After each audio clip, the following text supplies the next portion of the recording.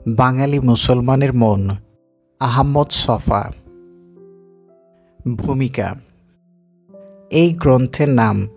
প্রবন্ধটি লেখার পেছনে সামান্য ইতিহাস আছে। তখন জিয়াউর রহমানের রাজত্বকাল। অধ্যাপক আবুল ফজল তার শিক্ষা বিষয়ক উপদেষ্টা। আবুল ফজল সাহেবের সঙ্গে আমার বিলক্ষণ পরিচয় ছিল এবং তিনি আমাকে খুবই স্নেহ করতেন। আমার গল্প উপন্যাস এবং প্রবন্ধের উপর তিনি 3টে প্রবন্ধ লিখেছেন। লেখক জীবনে আবুল ফজল সাহেবের কাছে আমি অনেক পরিমাণে ঋণী। তিনি আমার মতো অনেক তরুণেরই প্রেরণার উৎস ছিলেন। তিনি ছিলেন মুক্ত বুদ্ধির পূজারী এবং ঘঘাসিতভাবে নাস্তিক। যেহেতু ফজল সাহেব নাস্তিকতা প্রচার করতেন, প্রতিক্রিয়াশীল ধর্মান্ধ লোকেরা তাকে ভীষণ খারাপ চোখে দেখত এবং প্রায়ই পত্রপত্রিকায় তাকে গালাগাল করা হতো। একদিন সকালবেলা আমি প্রাতঃ ভ্রমণ করতে সোহরাওয়ার্দী উদ্যানে গিয়েছি। খুব অবাক হয়ে লক্ষ্য করলাম সকালবেলা আবুল ফজল সাহেব মোটা তাজা উঁচালম্বা ফর্সা মতন এক ভদ্রলোকের সঙ্গে আমার বিপরীত দিক থেকে হেঁটে আসছেন। তার মাথায় একটা গোল টুপি। ফজল সাহেবের মাথায় টুপি দেখে আমি ভীষণ আশ্চর্য হয়ে গেলাম। সালাম করে জিজ্ঞেস করলাম, স্যার, এত সকালে কোথায় যাচ্ছেন? তিনি জানালেন সিরাত মাহফিলে যোগ দেবেন বলে বেরিয়েছেন। তার সঙ্গের মানুষটির পরিচয় আমি পরে জানতে পেরেছি। তিনি ছিলেন জেনারেল জিয়াউর রহমানের আকাশ সেনাপ্রধান জনাব এমএজি তাওয়াব। ধর্ম নিয়ে অত্যধিক বাড়াবাড়ির কারণে এই ভদ্রলোক জিয়াউর রহমানকে অনেকবার বেকায়দায় ফেলেন। শেষ পর্যন্ত জেনারেল জিয়া তোয়াব সাহেবকে তার শ্বশুরের দেশ জার্মানিতে চলে যেতে বাধ্য করেন।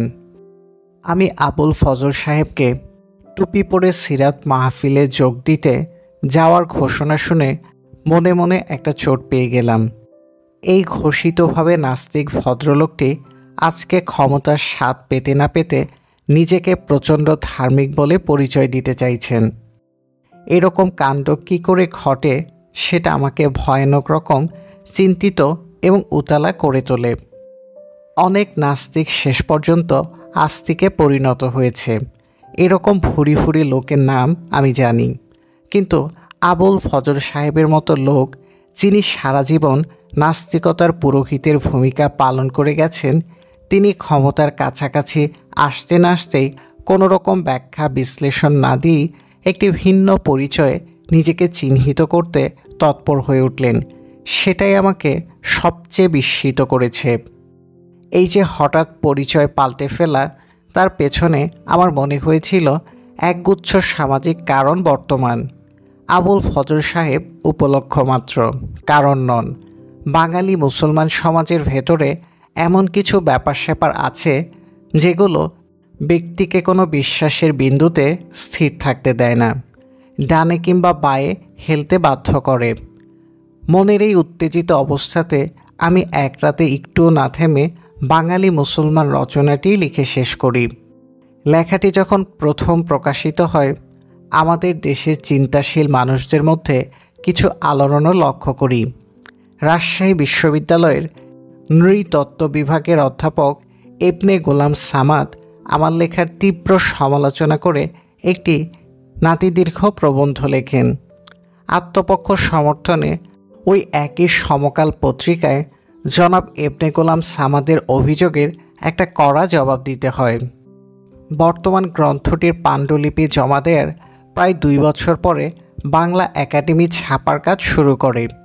লেখাটি যখন 4 ভাগের 3 ভাগ ছাপা শেষ হয়েছে, একাডেমি কর্তৃপক্ষকে আমি অনুরোধ করি শেষের দিকে আমি এই গ্রন্থে একটি বড়সড় লেখা সংযোজন করতে চাই এবং সেই জন্য তাদের একটু অপেক্ষা করতে হবে। আমার মনে সামান্য অস্বস্তি ছিল। বাঙালি মুসলমান সমাজকে নানা দিক থেকে আমি অভিযুক্ত করছি, অথচ আমার জন্ম এই সমাজে ঘটেছে। এই সত্য কোনোদিন অস্বীকার করা আমার পক্ষে সম্ভব হবে না। নিজের সমাজের অবিমিশ্র নিন্দে করে কোনো মানুষ ভালো কিছু করতে পারে না। সেই জন্য আমি মনে মনে অনুসন্ধান করছিলাম এমন কিছু খুঁজে পাই কিনা যা দিয়ে বাঙালি মুসলমানের দিক সামান্য হলেও আমি উল্লেখ করতে পারি। এই রচনা লেখার প্রায় 5 বছর আগে আমার সঙ্গে প্রয়াত শিল্পী এস.এম. সুলতানের সঙ্গে পরিচয় হয় এবং পরিচয় পরে বন্ধুত্বের রূপ নেয়। সুলতানকে আমার বাঙালি মুসলমান সমাজে নয়, শুধু গোটা ভারতীয় উপমহাদেশের মধ্যে একজন অনন্য সাধারণ মানুষ বলে মনে হয়।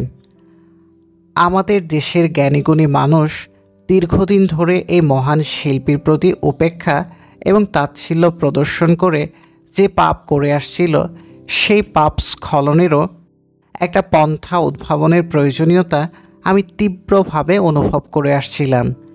যেভাবে সুলতান এবং তার শিল্পকর্ম দেশবাসীর সামনে তুলে ধরা প্রয়োজন, সেই জিনিসটি তুলে আনতে পারছিলাম না বলে আমাকে ক্রমাগত অপেক্ষা করতে হয়েছিল। এই সময় দীর্ঘ 50 পৃষ্ঠার বিস্তৃত রচনাটি আমি শেষ করি এবং তারপরে বাংলা একাডেমি বইটি প্রকাশ করে। বাঙালি মুসলমানের মন গ্রন্থটি বাংলা একাডেমি থেকে প্রকাশিত হওয়ার পর থেকেই এই গ্রন্থের পক্ষে বিপক্ষে নানা ব্যক্তি অভিমত প্রকাশ করে থাকেন। আমার এই রচনার বিরূপ প্রতিক্রিয়া সমূহের মধ্য থেকে কয়েকটি কথা আমি তুলে ধরতে চাই। ঢাকা বিশ্ববিদ্যালয়ের সমাজবিজ্ঞানের অধ্যাপক আবুল কালাম আজাদ জনাব আলী আহাদ সম্পাদিত ইতেহাদ পত্রিকায় অন্যূন 6 মাস ধরে আমার লেখা বাঙালি মুসলমানের মন প্রবন্ধটির বিরুদ্ধে একটানা লিখে যেতে থাকেন।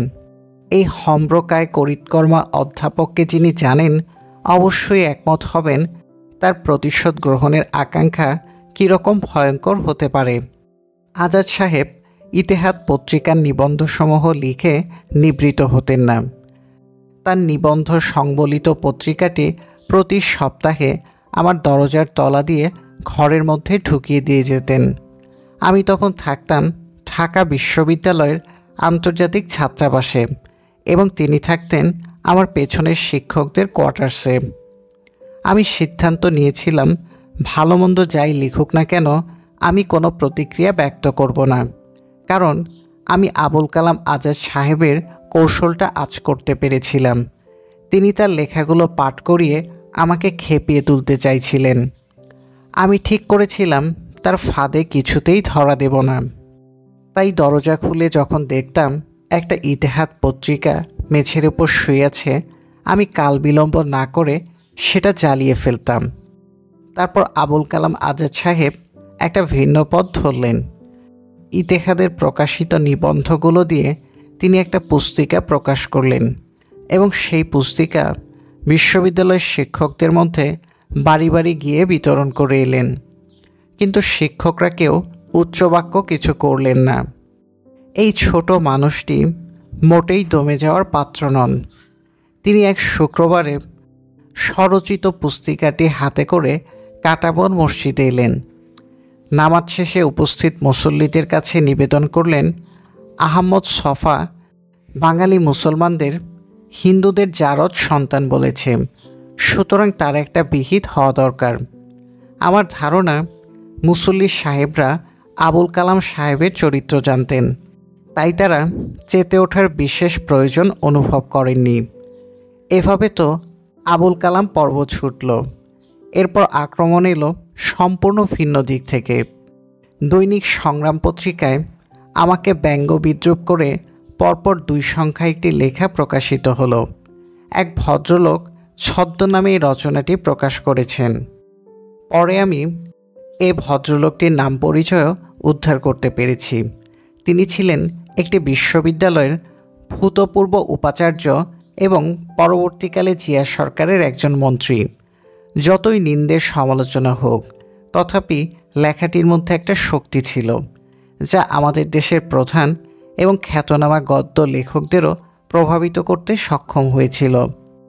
আমি যে যুক্তিশৃঙ্খলা প্রয়োগ করে বাঙালি মুসলমানের মানস জীবন বিশ্লেষণ করার প্রয়াস নিয়েছিলাম, আমার সেই চিরন্তন পদ্ধতিটি অনেকে গ্রহণ করতে বাধ্য হয়েছিলেন, কিন্তু আমার প্রতি সামান্য ঋণের কথা উল্লেখ করলে তাদের সম্মানহানি ঘটে। সেই জন্য আমার নামটি একেবারেই উল্লেখ করেননি। একটা দুঃখের কথা বলি। একবার বাংলা একাডেমির সিদ্ধান্ত নিলেন তারা একটি প্রবন্ধ সংকলন প্রকাশ করবেন, যে সংকলনে বাংলা সাহিত্যের প্রধান গদ্য লেখকদের রচনা স্থান পাবে। একেবারে কনিষ্ঠ লেখক হিসেবে আমারও একটি লেখা গ্রহণ করবেন বলে ঠিক করলেন। আমাকে যখন একটি লেখা দিতে বলা হলো, আমি বাঙালি মুসলমানের মন প্রবন্ধটি একাডেমিতে জমা দিলাম। কিছুদিন পর একাডেমির দায়িত্বপ্রাপ্ত কর্মকর্তা আমাকে জানালেন, সম্পাদক মণ্ডলী আমার রচনাটি বিশেষ কারণে গ্রহণ করতে পারছেন না। আমি যেন তাদেরকে অন্য একটি রচনা দিয়ে বাধিত করি। এই সংবাদটি শুনে আমি অত্যন্ত চটে যাই এবং একাডেমিকে চিঠি লিখে জানাই, প্রস্তাবিত প্রবন্ধ সংকলনের যে 4 জন সম্পাদক রয়েছেন তাদের মধ্যে 3 জনই এই লেখা থেকে মালমশলা সংগ্রহ করে দেদার লেখা লিখে যাচ্ছেন। সম্পাদক বৃন্দ কী কারণে এই রচনাটি গ্রহণ করতে চাননি আমাকে লিখে জানালে বাধিত হব। একাডেমি আমাকে কোনো কিছু জানাননি এবং সেই গদ্য গ্রন্থটি অদ্যাবধি প্রকাশিত হয়নি, যদিও লেখকদের সম্মানই পরিশোধ করা হয়েছিল। আমাকে এই প্রবন্ধটির সম্বন্ধে আরও কিছু কথা বলতে হবে এবং বলবো রচনার শেষ পর্যায়ে। এখানে একটি সংবাদ জানিয়ে রাখতে চাই। কলকাতাতে যখন গ্রন্থটি প্রকাশ হতে যাচ্ছিল, সে সময়ে মিরান্দা প্রকাশনী শ্রীমতী পাপিয়া রায় এই গ্রন্থ প্রকাশে একটি গ্রন্থ প্রকাশ উৎসবের আয়োজন করেছিলেন। সদ্য প্রয়াত কবি শক্তি চট্টোপাধ্যায় এই অনুষ্ঠানে সভাপতিত্ব করেছিলেন। তারপর থেকে কবি শক্তি চট্টোপাধ্যায়ের সঙ্গে আমার একটি সুন্দর সম্পর্ক তৈরি হয়। গ্রন্থটির 2য় সংস্করণ প্রকাশের প্রাক্কালে শক্তি চট্টোপাধ্যায়ের স্মৃতির প্রতি সম্মান প্রদর্শন করা একটি কর্তব্য বলে মনে করছি। এই গ্রন্থে বাঙালি মুসলমানের মন ছাড়াও আরও কিছু রচনা স্থান পেয়েছে। তাদের মধ্যে ভবিষ্যতের ভাবনা রচনাটি আমি লিখি ছাত্রজীবনে। রচনাটি জনাব আবদুল্লাহ আবু সাইদ সম্পাদিত কণ্ঠস্বর পত্রিকায় প্রকাশিত হয়। আইয়ুব খান সাহেবের সংস্কৃতি বিষয়ক মন্ত্রী খাজা শাহাবুদ্দিন যখন রেডিও টিভিতে রবীন্দ্রসঙ্গীত প্রচার বন্ধ করার ঘোষণা দেন, সেই সময়ে আমি আমার এক বন্ধু কাজী সিরাজ মিলে ঠিক করি এই পরিস্থিতিতে তৎকালীন পূর্ব পাকিস্তানের সমস্ত পরিচিতিসম্পন্ন তরুণ কবি লেখকদের রচনা সংগ্রহ করে একটি সংকলন গ্রন্থ প্রকাশ করলে সবচাইতে ভালো হয়। আমার প্রখ্যাত প্রকাশনা প্রতিষ্ঠান স্টুডেন্ট ওয়েজকে এই প্রস্তাবিত গ্রন্থটি প্রকাশ করার দায়িত্ব গ্রহণ করতে রাজি করাই। তারপর আমাদের শিক্ষক ডক্টর আনিসুজ্জামান সাহেবকে এই গ্রন্থটি সম্পাদনা করতে অনুরোধ করি এবং তিনি রাজিও হন। এই উপলক্ষে আমি রবীন্দ্রনাথের সংস্কৃতির ধারণা শীর্ষক লেখাটি লিখি। এখানে বলা অপ্রাসঙ্গিক হবে না, ওই সংকলনে এটি ছিল একমাত্র ছাত্রলিখিত রচনা। আমার লেখাটির অংশবিশেষ প্রয়াত সৌমেন্দ্রনাথ ঠাকুর মহাশয় স্টেটমেন্ট পত্রিকায় ইংরেজিতে অনুবাদ করে প্রকাশ করেন।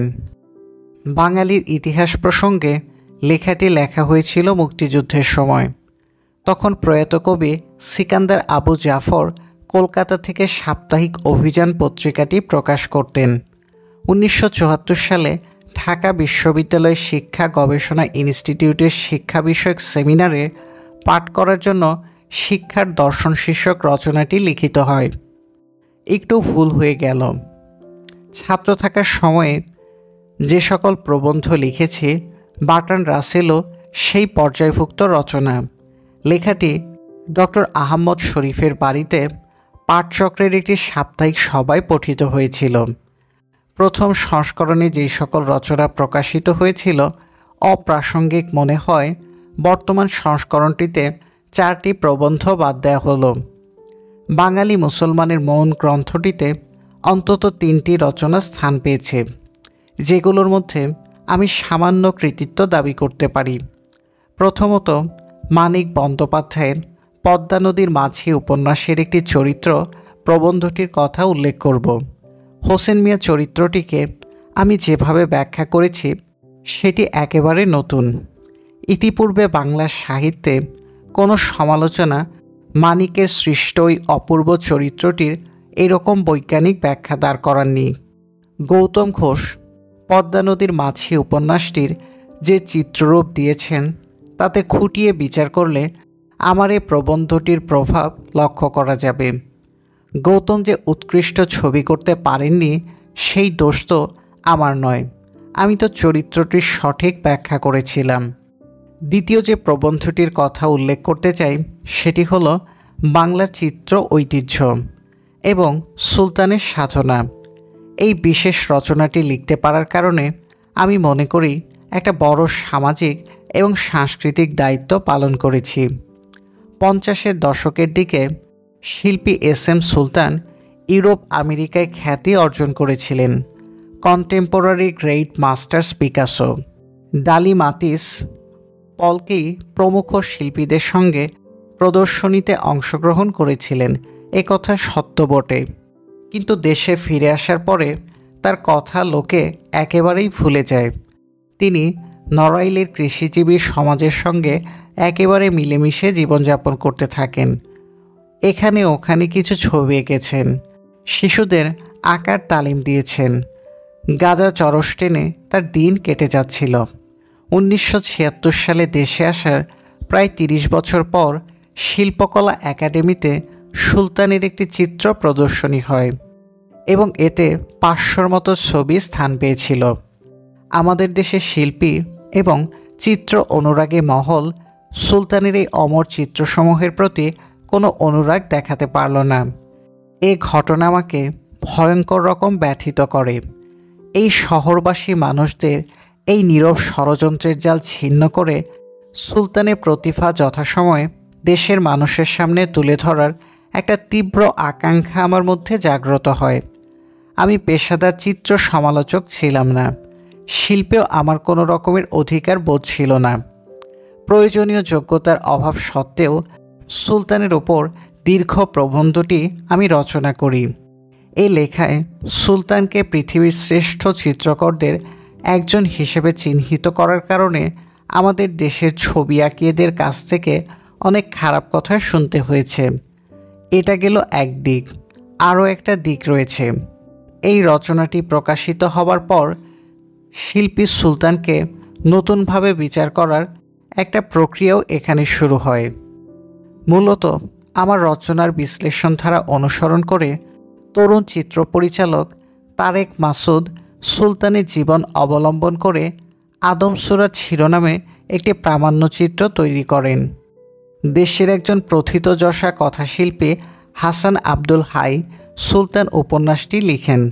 সুলতানকে ঘিরে এক ব্যাপক কর্মতৎপরতার সূচনা হয় এবং অল্প দিনের মধ্যেই একটি জীবন্ত কিংবদন্তি হিসেবে সুলতানের নাম বাংলার ঘরে ঘরে প্রতিষ্ঠা লাভ করে। তাকে রাষ্ট্রীয় শিল্পীর মর্যাদা দেয়া হয় এবং সর্বোচ্চ জাতীয় সম্মানও তাকে দেখানো হয়। অনেকগুলো দেশ থেকে চিত্র প্রদর্শনী করার আমন্ত্রণ আসে। সুলতানের অসুস্থতার কারণে কোথাও যাওয়া সম্ভব হয়নি। তার মৃত্যুর অব্যবহিত পরে জার্মানিতে তার নামে একটি মিলনায়তনের নামকরণ করা হয়েছে। মাত্র কিছুদিন আগে বাংলাদেশ সরকার ঘোষণা করেছে যে সুলতানের জন্মস্থান নড়াইলে একটি জাদুঘর প্রতিষ্ঠা করা হবে এবং এ উদ্দেশ্যে সরকার 1.5 কোটি টাকা অনুদান বরাদ্দ করেছে। আমার ধারণা সুলতান সম্পর্কিত লেখাটি প্রকাশ না হলে আমাদের দেশ ও পৃথিবীর সামনে সুলতানের এই নতুন পরিচয় তুলে ধরা সম্ভব হতো না। সুলতান একজন মহান শিল্প ব্যক্তিত্ব, তবু আমার একটা বিশ্বাস জন্মেছে হয়তো এই প্রবন্ধটি না লিখলে সুলতানের পরিচয়টি এমনভাবে ছালিয়ে তোলা সম্ভব হতো না। এ লেখার শুরুতে বলেছিলাম নাম প্রবন্ধ বাঙালি মুসলমানের মনের ওপর আরও কিছু কথাবার্তা বলবো। আমি বাঙালি মুসলমান সমাজের সৃষ্টিকর্ম বিশ্লেষণ করে একটি সিদ্ধান্তে উপনীত হয়েছিলাম যে বাঙালি মুসলমান রচিত কোনো শৈল্পিক এবং দার্শনিক সৃষ্টি কোনো রকম তাৎপর্য দাবি করতে পারে না। তার কারণ এই সমাজ বাইরের দিক দিয়ে পারিপার্শ্বিক পৃথিবীর ক্রিয়া প্রতিক্রিয়া তাপে চাপে বাধ্য হয়ে অল্প বিস্তর পরিবর্তিত হলেও তার কৌম সমাজের মনের গণ্ডিবদ্ধতার মধ্যে কোনো পরিবর্তন আসেনি। বাঙালি মুসলমানের সমষ্টিগত মনের প্রসারহীনতার একটি মুখ্য কারণই আমি নির্দেশ করতে চেষ্টা করেছি। শুরু থেকেই বাঙালি মুসলমান সমাজ রাষ্ট্রযন্ত্রের সঙ্গে কোনোভাবেই সম্পর্কিত ছিল না বলেই তার মনের ধারণাটি অশ্বক্ষুরাকৃতি হ্রদের মতো থেকে গেছে। মানুষের চিন্তা করার ক্ষমতাই তার জাগতিক অগ্রগতির উৎস। বাঙালি মুসলমান চিন্তাই করতে শেখেননি, তার কারণ কখনো সে রাষ্ট্রযন্ত্র পরিচালনা করার অধিকার পায়নি। একটি রাষ্ট্র গঠনের মাধ্যমে একটি সমাজ বিশ্ব সমাজের অংশে পরিণত হয় এবং বিশ্ব সভায় একটি আসন অধিকার করে। বাঙালি মুসলমানের উল্লেখ করার মতো কোনো কীর্তি ছিল না, কিন্তু বাঙালি মুসলমান ৭১-এর মুক্তিযুদ্ধের মাধ্যমে একটি বাঙালি জাতীয় রাষ্ট্রের জন্ম দিয়েছে। এটাই তার সবচাইতে বড় এবং অবিস্মরণীয় কীর্তি। এই কীর্তির পাশে অন্যবিধ কীর্তিগুলো ম্লান হয়ে যায়। এখানে একটা কথা বুঝিয়ে বলার অপেক্ষা রাখে। আমি বাঙালি মুসলমান বাঙালি জাতীয় রাষ্ট্রের প্রতিষ্ঠা করেছে এই কথাটি বলে অন্যান্য জাতিগোষ্ঠীর এবং ধর্মীয় সম্প্রদায়ের দাবি খারিজ করিনি। বাংলাদেশের সংখ্যাধিক মানুষ মুসলমান এবং মুক্তিযুদ্ধে তাদের ভূমিকা সবচাইতে প্রণিধানযোগ্য। সে কথাটি মনে রেখে বলছি, বাঙালি মুসলমান একটি বাঙালি জাতীয় রাষ্ট্র সৃষ্টি করেছে। অন্যান্য ধর্মীয় সম্প্রদায়গুলি এই জাতীয় রাষ্ট্র সৃষ্টিতে কোনো ভূমিকা পালন করেননি, সে কথা আদৌ সত্য নয়। ইতিহাসে ২০-৩০ বছর কোনো দীর্ঘ সময় নয়। বাঙালি মুসলমান মুক্তিযুদ্ধের মাধ্যমে যে রাষ্ট্রযন্ত্রটি প্রতিষ্ঠা করেছে সেই রাষ্ট্রের সংকটের অন্ত নেই। কোথাও কোনো দিক নির্দেশনার চিহ্ন পরিদৃশ্যমান নয়। সামাজিক সভ্য এবং ধর্মীয় কুসংস্কার সাম্প্রতিককালে এমন প্রচণ্ড আকার নিয়ে দেখা দিয়েছে, অনেক সময় মনে হয় এই জাতি মেরুদণ্ডের উপর থিতু হয়ে কোনোদিন দাঁড়াতে পারবে না। মধ্যযুগীয় ভূত এই জাতিকে এমনভাবে আষ্টেপৃষ্ঠে বেঁধে রেখেছে, তার নাগপাশ কখন কিভাবে ছাড়াতে পারবে একথা এখন একরকম চিন্তা করাও অসম্ভব হয়ে দাঁড়িয়েছে। বর্তমান অস্থিরতা এবং মধ্যযুগীয় ধর্মীয় বদ্ধমতের পুনরুত্থানের একটি কারণ আমি নির্দেশ করতে চাই। শুরু থেকে বাংলাদেশ রাষ্ট্রের নেতৃত্বে যে দলটি গিয়েছিল তার আদর্শিক বৃত্তটি বিশ্লেষণ করলেই সেটি ধরা পড়বে। আওয়ামী লীগ বাংলাদেশের মুক্তি সংগ্রামে নেতৃত্ব দিয়েছে। অন্যান্য দলও স্বাধীনতা সংগ্রামে অংশগ্রহণ করেছে, কিন্তু আওয়ামী লীগের প্রতিষ্ঠাতা মওলানা ভাসানী ছিলেন আসাম মুসলিম লীগের প্রেসিডেন্ট, হোসেন শহীদ সোহরাওয়ার্দী নিখিল বঙ্গ মুসলিম লীগের প্রেসিডেন্ট এবং শেখ মুজিবুর রহমান নিখিল বঙ্গ মুসলিম লীগের সাধারণ সম্পাদক। সুতরাং একথা বলা এতটুকু অযৌক্তিক হবে না যে মূলত আওয়ামী লীগ মুসলিম লীগের একটা অংশ। পাকিস্তানের সঙ্গে বাস করে তাদের ন্যায্য হিস্সা আদায় করতে পারছিল না বলে আওয়ামী লীগকে শেষ পর্যন্ত বিচ্ছিন্নতাবাদী আন্দোলনের সূচনা করতে হয়েছিল। একটি কথা মনে রাখা প্রয়োজন, স্বাধীনতা সংগ্রাম এবং বিচ্ছিন্নতাবাদী আন্দোলন তাৎপর্যের দিক দিয়ে দুটি এক জিনিস নয়। এই আওয়ামী লীগের আন্দোলন যতই বেগ এবং আবেগ সঞ্চয় করেছে, সমাজের সংখ্যাগরিষ্ঠ মানুষ তাদের নেতৃত্ব কবুল করে নিয়েছিল, কিন্তু সমাজের ভেতর তারা কোনো নতুন মূল্য চিন্তার জন্ম দিতে পারেননি, নতুন সংস্কৃতি নির্মাণ করতে পারেননি। তারা সেকুলারিজমের নীতিকে শুধু রাজনৈতিক উদ্দেশ্য সাধনের হাতিয়ার হিসেবে গ্রহণ করতে বাধ্য হয়েছিলেন।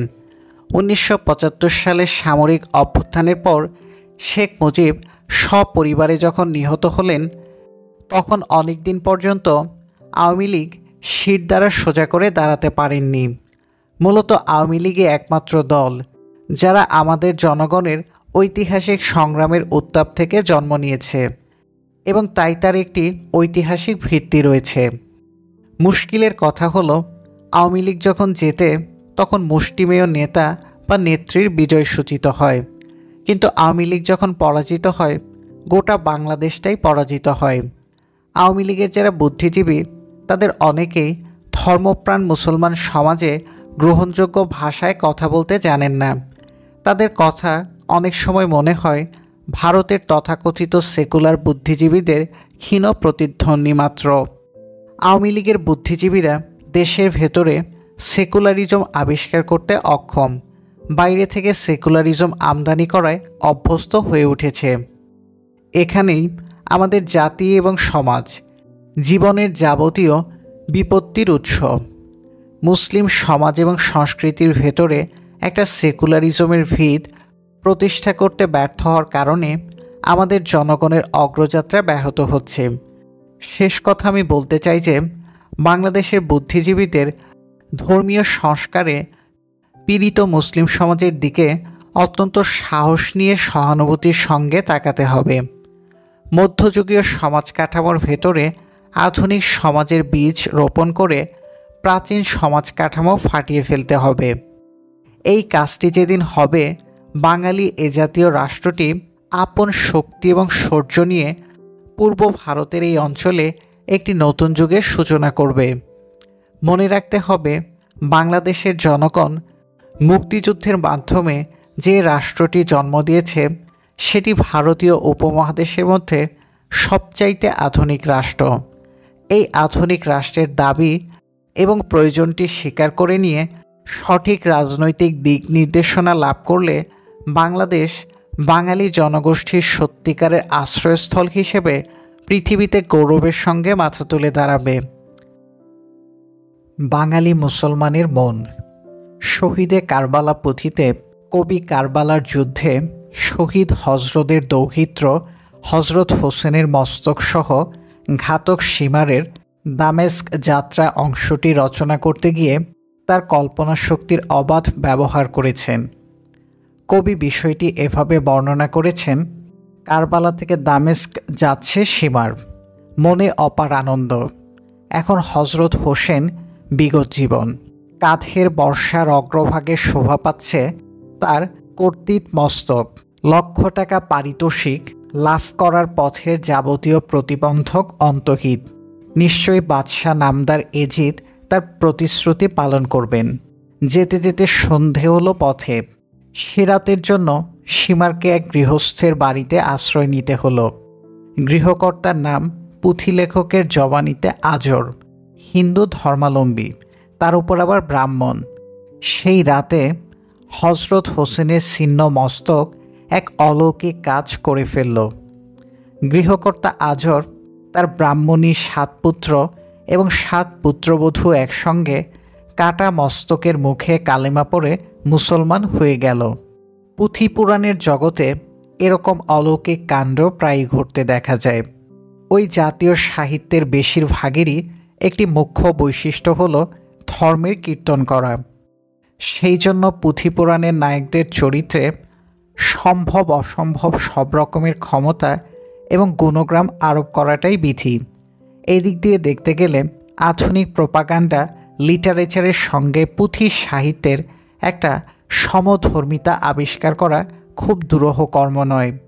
শুধু পুঁথি সাহিত্য কেন, বৌদ্ধজাতক থেকে শুরু করে শ্রী শ্রী চৈতন্য চরিতামৃত এবং মঙ্গল কাব্যসমূহেরও উদ্দেশ্য ছিল ওই একই রকম। ওই জাতীয় সাহিত্যে সচরাচর যে অবাস্তব অলৌকিক কাণ্ড ঘটে থাকে, ঘেটে একটা তালিকা সংগ্রহ করলে ছিন্ন মস্তকের মুখে কালেমা পড়ে ইসলাম ধর্ম গ্রহণ করাটা খুব আশ্চর্য ঠেকবে না। পুঁথি পুরাণের রচয়িতাদের পাল্লায় পড়ে বনের হিংস্র বাঘ, শিয়াল, হরিণ পর্যন্ত মানুষের ভাষায় কথা বলে, দুঃখে রোদন করে। কাটা মাথা তো কোন ছাড়। সুতরাং ধরে নেওয়া ভালো, পুঁথি পুরাণের জগতে জাতিগত নিয়মের পরোয়া না করে লোমহর্ষক ঘটনারাজি একের পর এক অবলীলায় ঘটে যেতে থাকবে। রোমাঞ্চকর হিন্দি ছবির দর্শকের মতো পাঠকের রুদ্ধশ্বাসে দেখে যাওয়া ছাড়া গত্যন্তর থাকে না। সম্ভব অসম্ভব, বিশ্বাস অবিশ্বাসের প্রশ্ন তোলা অর্থহীন।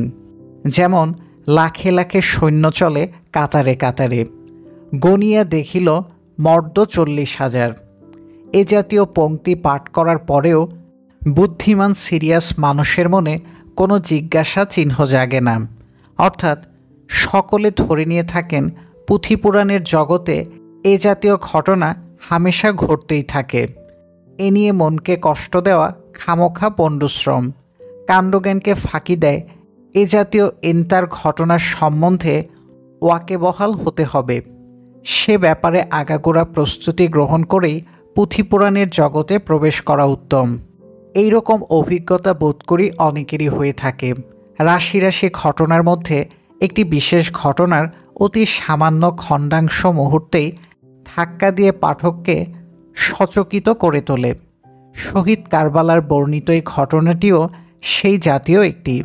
সীমার কারবালা থেকে দামেস্ক যাওয়ার পথে আজর নামধারী জৈনক ব্রাহ্মণের দেখা পেয়েছিল এবং তার বাড়িতে রাতের আতিথ্য গ্রহণ করেছিল।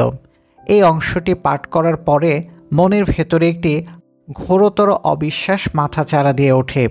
এই সাধারণ একান্ত বাস্তব ঘটনাটিকে পাঠকের মনের জারকরস হজম করে নিতে পারে না। মনের তলাতে শিখাখণ্ডের মতো তা পড়ে থাকে।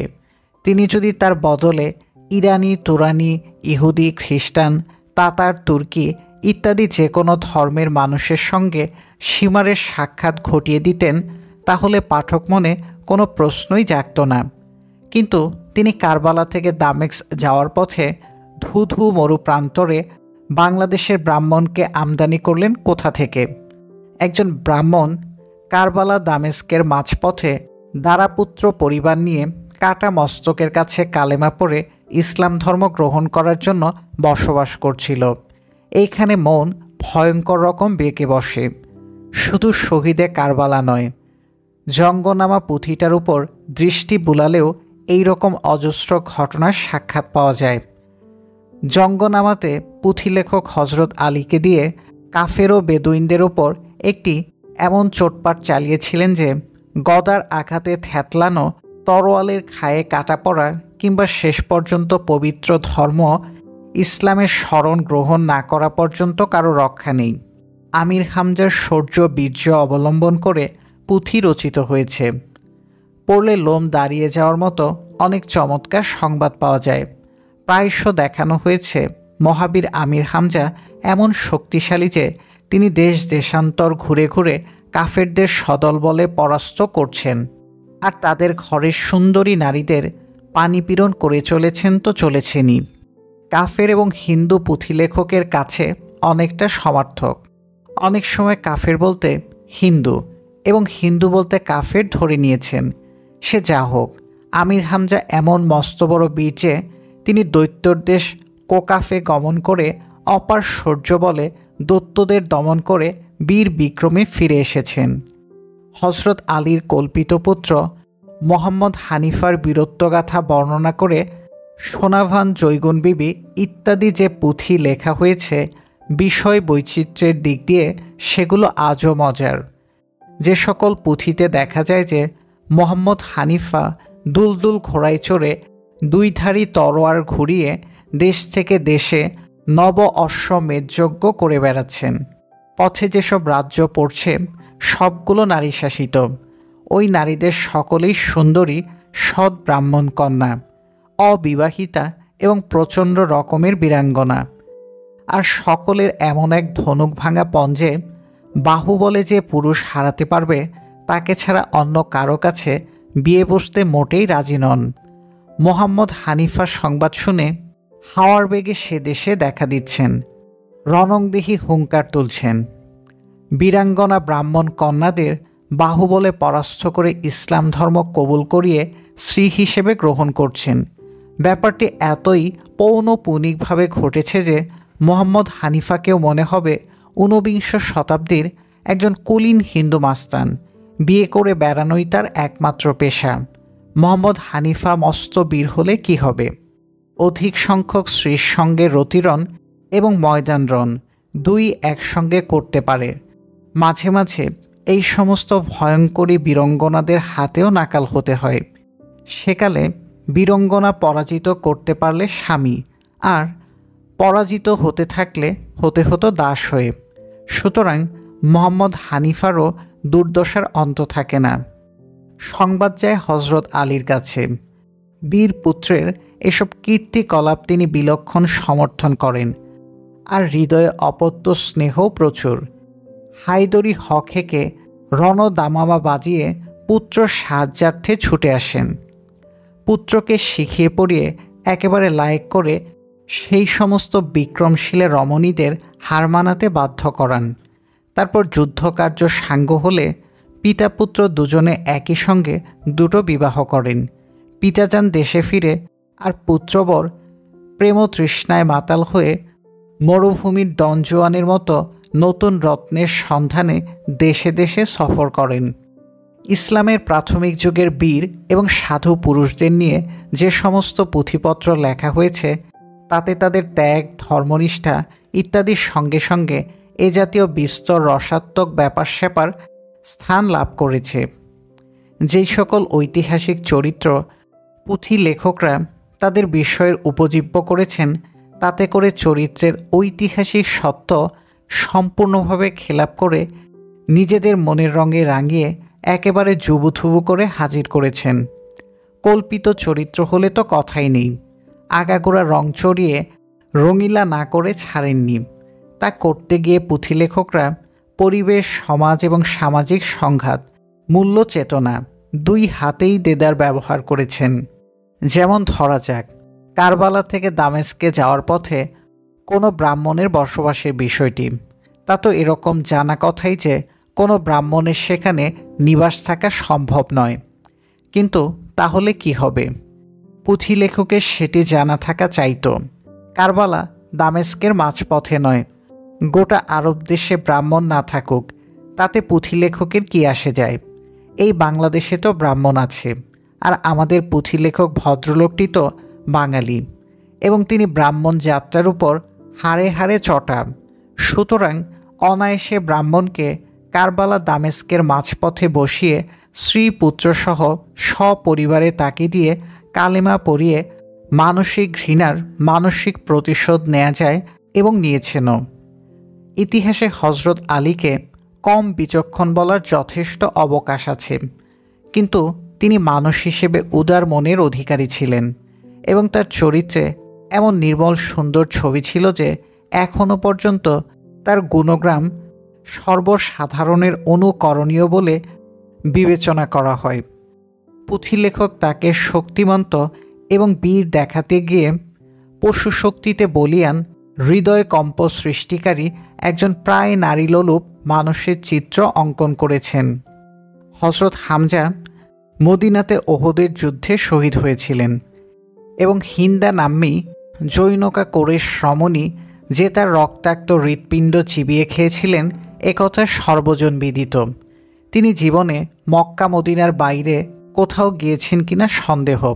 পুঁথিলেখক তাকে শতাধিক বছর পরমায়ু দান করেছেন, কমপক্ষে অর্ধশত পতিপত্নীর স্বামী। সে অনুপাতে পুত্র পৌত্রাদি উপহার দিয়েছেন। আমির হামজা হাজারখানিক যুদ্ধে বিজয়ী বীর।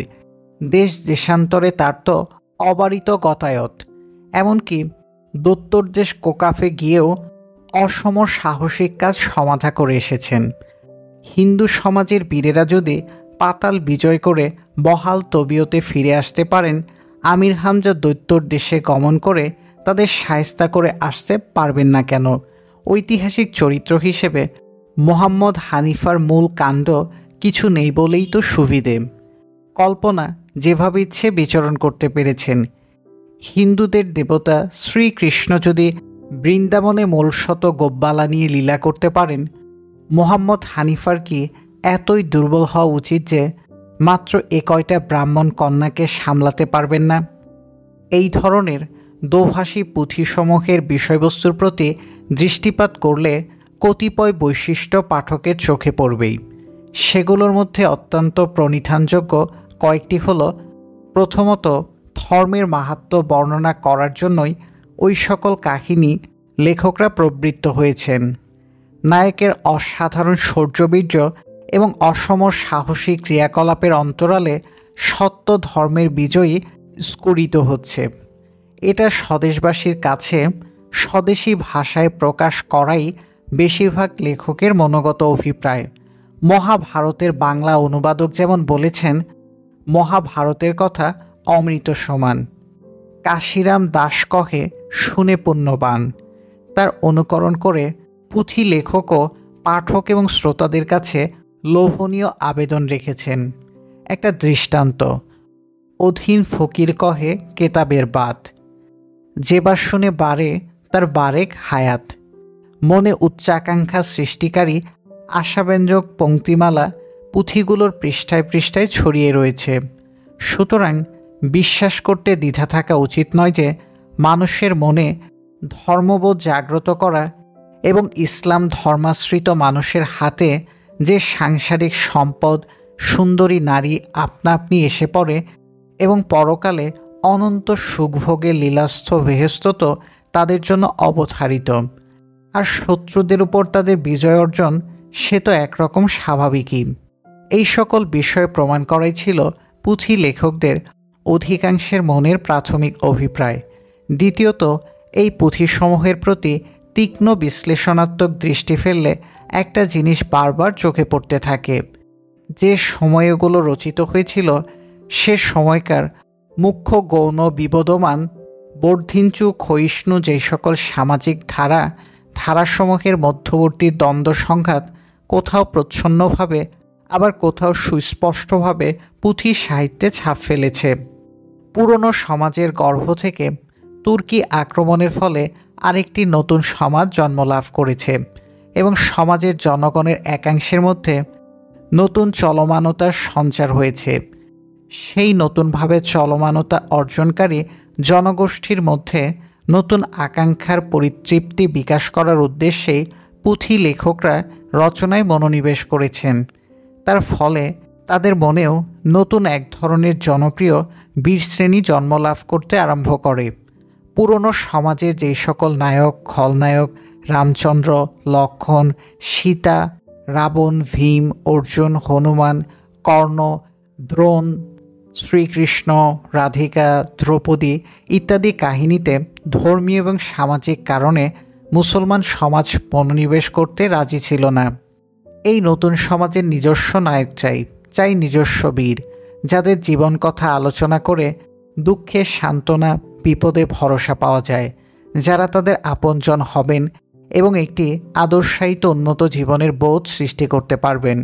এই সকল কারণের দরুন হজরত মোহাম্মদ, হজরত আলী, বিবি ফাতেমা, হাসান হোসেন, বীর হানিফা, আমির হামজা, হাতেম তাই, রুস্তম ইত্যাদি চরিত্র বাংলা সাহিত্যে নবজন্ম লাভ করে। তাদের জন্ম প্রতিক্রিয়ার মধ্যে দুটি মুখ্য বিষয় মিলমিশ খেয়েছে। এই ঐতিহাসিক মহামানবদের যেই সকল কীর্তিকাহিনী লোকশ্রুতি, জনশ্রুতি আকারে তাদের কাছে এসে পৌঁছেছে, তার সঙ্গে মহামানব এবং সামাজিক নায়কদের সম্পর্কে প্রচলিত যে ধারণা তৎকালীন সমাজে বলবৎ ছিল তার সংশ্লেষণ ঘটেছে। পুঁথি লেখকদের অধিকাংশই আরবি, ফার্সি ভাষা জানতেন না এবং ইসলামী শাস্ত্রে পারদর্শী ছিলেন না। তাই ইসলামের ইতিহাসের দিকপালদের নিয়ে রচিত পুঁথি সাহিত্যে যেমন চরিত্রের ঐতিহাসিকতাকে পাওয়া যাবে না, তেমনি বাঙালি সমাজের প্রচলিত বীরদের সম্বন্ধে যে ছকবাঁধা ধারণা বর্তমান ছিল তাও পুরোপুরি উঠে আসেনি। দুটি মিলে একটি তৃতীয় বস্তুর সৃষ্টি হয়েছে। আসলে পুঁথি সাহিত্য হল দুটি পাশাপাশি সমাজ ব্যবস্থা এবং সামাজিক আদর্শের ঘাত প্রতিঘাতে মুসলমান জনগণ যেভাবে সাড়া দিয়েছে তারই প্রতিফলন। মুসলমান জনগণের মতো হিন্দু জনগণও আরেক রকমভাবেই সামাজিক ক্রিয়া প্রতিক্রিয়ায় সাড়া দিয়েছেন। মঙ্গল কাব্যসমূহ এবং বৈষ্ণব সাহিত্যে ঘটেছে তার প্রকাশ। এই নবসৃষ্ট সাহিত্যকর্মসমূহের লক্ষণীয় বৈশিষ্ট্য হল তাতে নতুন সামাজিক চাহিদার জবাব রয়েছে। জনগণ যে ধরনের রসালো কাহিনী শুনতে আগ্রহী, সেই ধরনের কাহিনী লেখকরা পরিবেশন করেছেন। মুসলমান এবং হিন্দু সাহিত্যস্রষ্টারা আপন আপন সমাজের দিকে লক্ষ্য রেখেই সৃষ্টিকর্মে মনোনিবেশ করেছেন। মুসলমানদের তুলনায় হিন্দু কবিদের অনেকগুলো সামাজিক এবং সাংস্কৃতিক সুযোগ বিদ্যমান ছিল। প্রথমত, আক্রমণমুখী বর্ধিষ্ণু মুসলমান সমাজের সঙ্গে সংঘাতে হিন্দু সমাজের তলা পর্যন্ত কেঁপে উঠেছিল। আত্মরক্ষার প্রয়োজনটাই ছিল তাদের কাছে বড় কথা।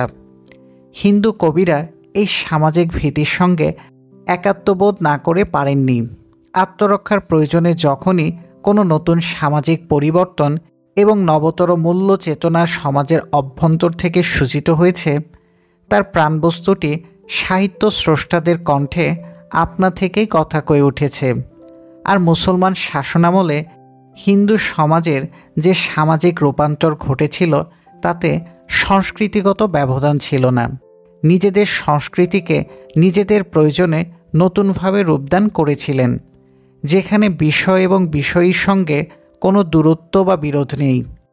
সমাজের পূর্বার্জিত সামাজিক অভিজ্ঞতাসমূহকে পূর্ণ বিশ্বাসে আত্মপ্রত্যয়ের সঙ্গে কাজে লাগাতে পেরেছিলেন।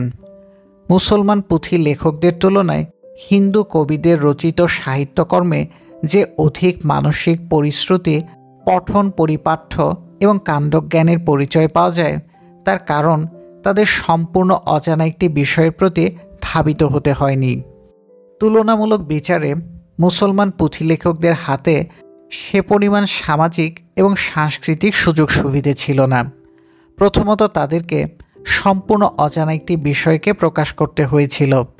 ইসলাম ধর্মের আসল স্বরূপ, তার দার্শনিক প্রতীতি ইত্যাদি সম্বন্ধে মুসলমানদের আরবি ফার্সিতে লেখা গ্রন্থসমূহের বদলে লোকশ্রুতি এবং দূর কল্পনার উপর নির্ভর করতে হয়েছে। একথাও সত্য যে পুঁথি লেখকদের অধিকাংশেরই আরবি ফার্সি সম্বন্ধে কোনো জ্ঞান ছিল না। তাছাড়া হিন্দুদের দেবদেবী এবং কাবোক্ত নায়ক নায়িকাদের প্রতি মনে মনে একটি বিদ্বেষের দূরস্মৃতিও সক্রিয় ছিল। কেননা এই দেবদেবীর পূজারীদের অত্যাচারে এবং ঘৃণা থেকে অব্যাহতি পাবার আশায় তাদের পূর্বপুরুষেরা প্রথমে বৌদ্ধ ধর্ম এবং পরে ইসলাম ধর্ম গ্রহণ করেছিলেন। তাই মুসলমান পুঁথিলেখকেরা তাদের রচনায় যখনই সুযোগ পেয়েছেন, সেই দেবদেবীর প্রতি তাচ্ছিল্য এবং ঘৃণা প্রকাশ করতে কুণ্ঠাবোধ করেননি। কিন্তু তা সত্ত্বেও হিন্দু সমাজের দেবদেবী নায়ক নায়িকার প্রভাব থেকে তাদের মন মুক্ত হতে পারেনি।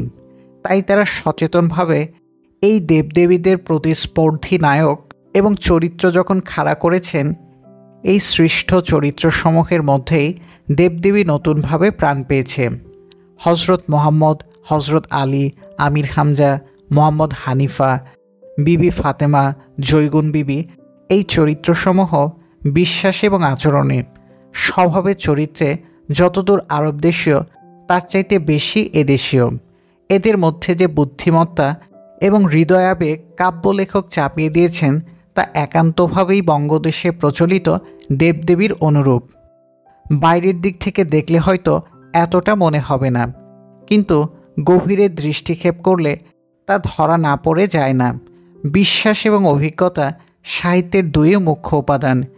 বিশ্বাস অভিজ্ঞতা নবরূপায়নে সাহায্য করে, অলীক বিশ্বাস অলৌকিক রূপায়ণ ঘটায় এবং অন্ধবিশ্বাস অন্ধরূপায়ণ। মুসলমান পুঁথিলেখকদের বিশ্বাসের উপর যে শক্তি, তা অনেকটা অন্ধবিশ্বাস। কেননা ইসলামী জীবনবোধ সমৃদ্ধ বিমূর্ত কোনো ধারণা তাদের ছিল না। তাই তাদের শিল্পকর্ম অতটা অকেলাসিত। প্রতি পদে কল্পনা হোঁচট খেয়েছে বলে তাদের রচনার শক্তি নেই। আলাওল দৌলতুজির প্রমুখ মুসলমান কবি উৎকৃষ্ট কাব্য রচনা করতে পেরেছেন, তার কারণ তাদের কতিপয় সুযোগ ছিল। আলাওল নিজে আরবি, ফার্সি এবং সংস্কৃত সাহিত্যে সুপণ্ডিত ছিলেন। কাব্যের স্বাভাবিকতা অস্বাভাবিকতা সম্বন্ধে তার পরিপূর্ণ বোধ ছিল। তদুপরি তিনি রাজসভায় বসে কাব্য রচনা করেছিলেন। রাজসভার যে রুচি এবং জীবন আদর্শের আলোচনা চলতে পারে, জনসভাতে তা চলে না। একই কথা দৌলত উজির সম্বন্ধেও কম বেশি প্রযোজ্য। কিন্তু যে সকল মুসলমান কবিকে জনগণের ধর্মবোধ পরিতৃপ্ত এবং রস পিপাসা মিটাবার জন্য কলম ধরতে হয়েছিল, সেখানে কবি কি বলতে চান, কাদের জন্য বলতে চান এবং যা বলেছেন তা অনুধাবনযোগ্য হচ্ছে কিনা, এইসব বিবেচনার বিষয় ছিল। মুসলমান সমাজের কোন অংশের সামাজিক চাহিদা পূরণ করার জন্য এই পুঁথিসমূহ লেখা হয়েছিল এবং কারা লিখেছিলেন, তাদের বিদ্যাবত্তা এবং সাংস্কৃতিক অগ্রগতি কতদূর ছিল, তলিয়ে বিচার করলে কতিপয় বিষয় স্পষ্টভাবে ধরা পড়বে। মূলত বাঙালি সমাজের যে শ্রেণীটি ইসলাম ধর্ম গ্রহণ করেছিলেন এবং নতুন ধর্ম গ্রহণ করার কারণে অধিকতর খোলাসা করে বলতে গেলে মুসলিম রাজশক্তি প্রতিষ্ঠিত হওয়ার দরুন তাদের মধ্যে নতুন আকাঙ্ক্ষার উন্মেষ ঘটেছিল। সেই শ্রেণীটিতেই ছিল পুঁথি সাহিত্যের আদর সীমাবদ্ধ। তারাই এর লেখক, পাঠক এবং সমজদার। তাছাড়া রোশাং ইত্যাদি রাজদরবারে বাংলা ভাষা এবং সাহিত্যের যে চর্চা হয়েছে, তাতে যে সকল মুসলিম কবি সাহিত্যিক আশাতিরিক্ত সাফল্য প্রদর্শন করেছেন, জনগণের দৈনন্দিন জীবনধারার সঙ্গে তার সংযোগ খুব নিবিড় কিংবা গভীর ছিল না। রাজসভার বিদ্যাবত্তা, মার্জিত রুচি, বিলাসবহুল জীবনধারার ধরনই অধিকাংশ ক্ষেত্রে আলাওল প্রমুখ শক্তিমত্ত কবির কাব্য ভাবনাকে নিয়ন্ত্রণ করেছিল। আরও কবিরাও ছিলেন বহুদর্শী পণ্ডিত। আরবি, ফার্সি এবং সংস্কৃত ভাষাতে ছিলেন সমান পারদর্শী। তাদের সাধনার মধ্যে কাব্যের ঔচিত্যবোধ জখম হয়নি বটে, কিন্তু জনগণের জীবনধারার সমতলে এসে চাহিদামতো কাব্য রচনা তাদের পক্ষে সম্ভব হয়নি। জনগণের সঙ্গে খানিকটা সম্পর্কহীন জ্যোৎস্নাফুক সৌন্দর্য বিলাসী ছিলেন বলেই তাদেরকে কাব্যের সামাজিক আদর্শ নিয়ে খুব একটা মাথা ঘামাতে হয়নি। আরবি, ফার্সি থেকে যে কোনো কাহিনী অনুবাদ করে রস সমৃদ্ধ ভাষায় প্রকাশ করতে পারলেই তাদের দায়িত্ব শেষ হয়ে যেত এবং তাদের সে যোগ্যতার ঘাটতি ছিল না। দোভাষী পুঁথিলেখকদের সমস্যা ছিল ভিন্ন রকম। তারা ছিলেন একই সঙ্গে জনগণের শিল্পী এবং শিক্ষক। পুঁথিসমূহের অনেকগুলো রচনার পেছনে সক্রিয় ছিল সামাজিক প্রয়োজন। এই প্রয়োজন পূর্ণভাবে পালন করার জন্য তিনটি উপাদান অপরিহার্যভাবে প্রয়োজনীয় ছিল।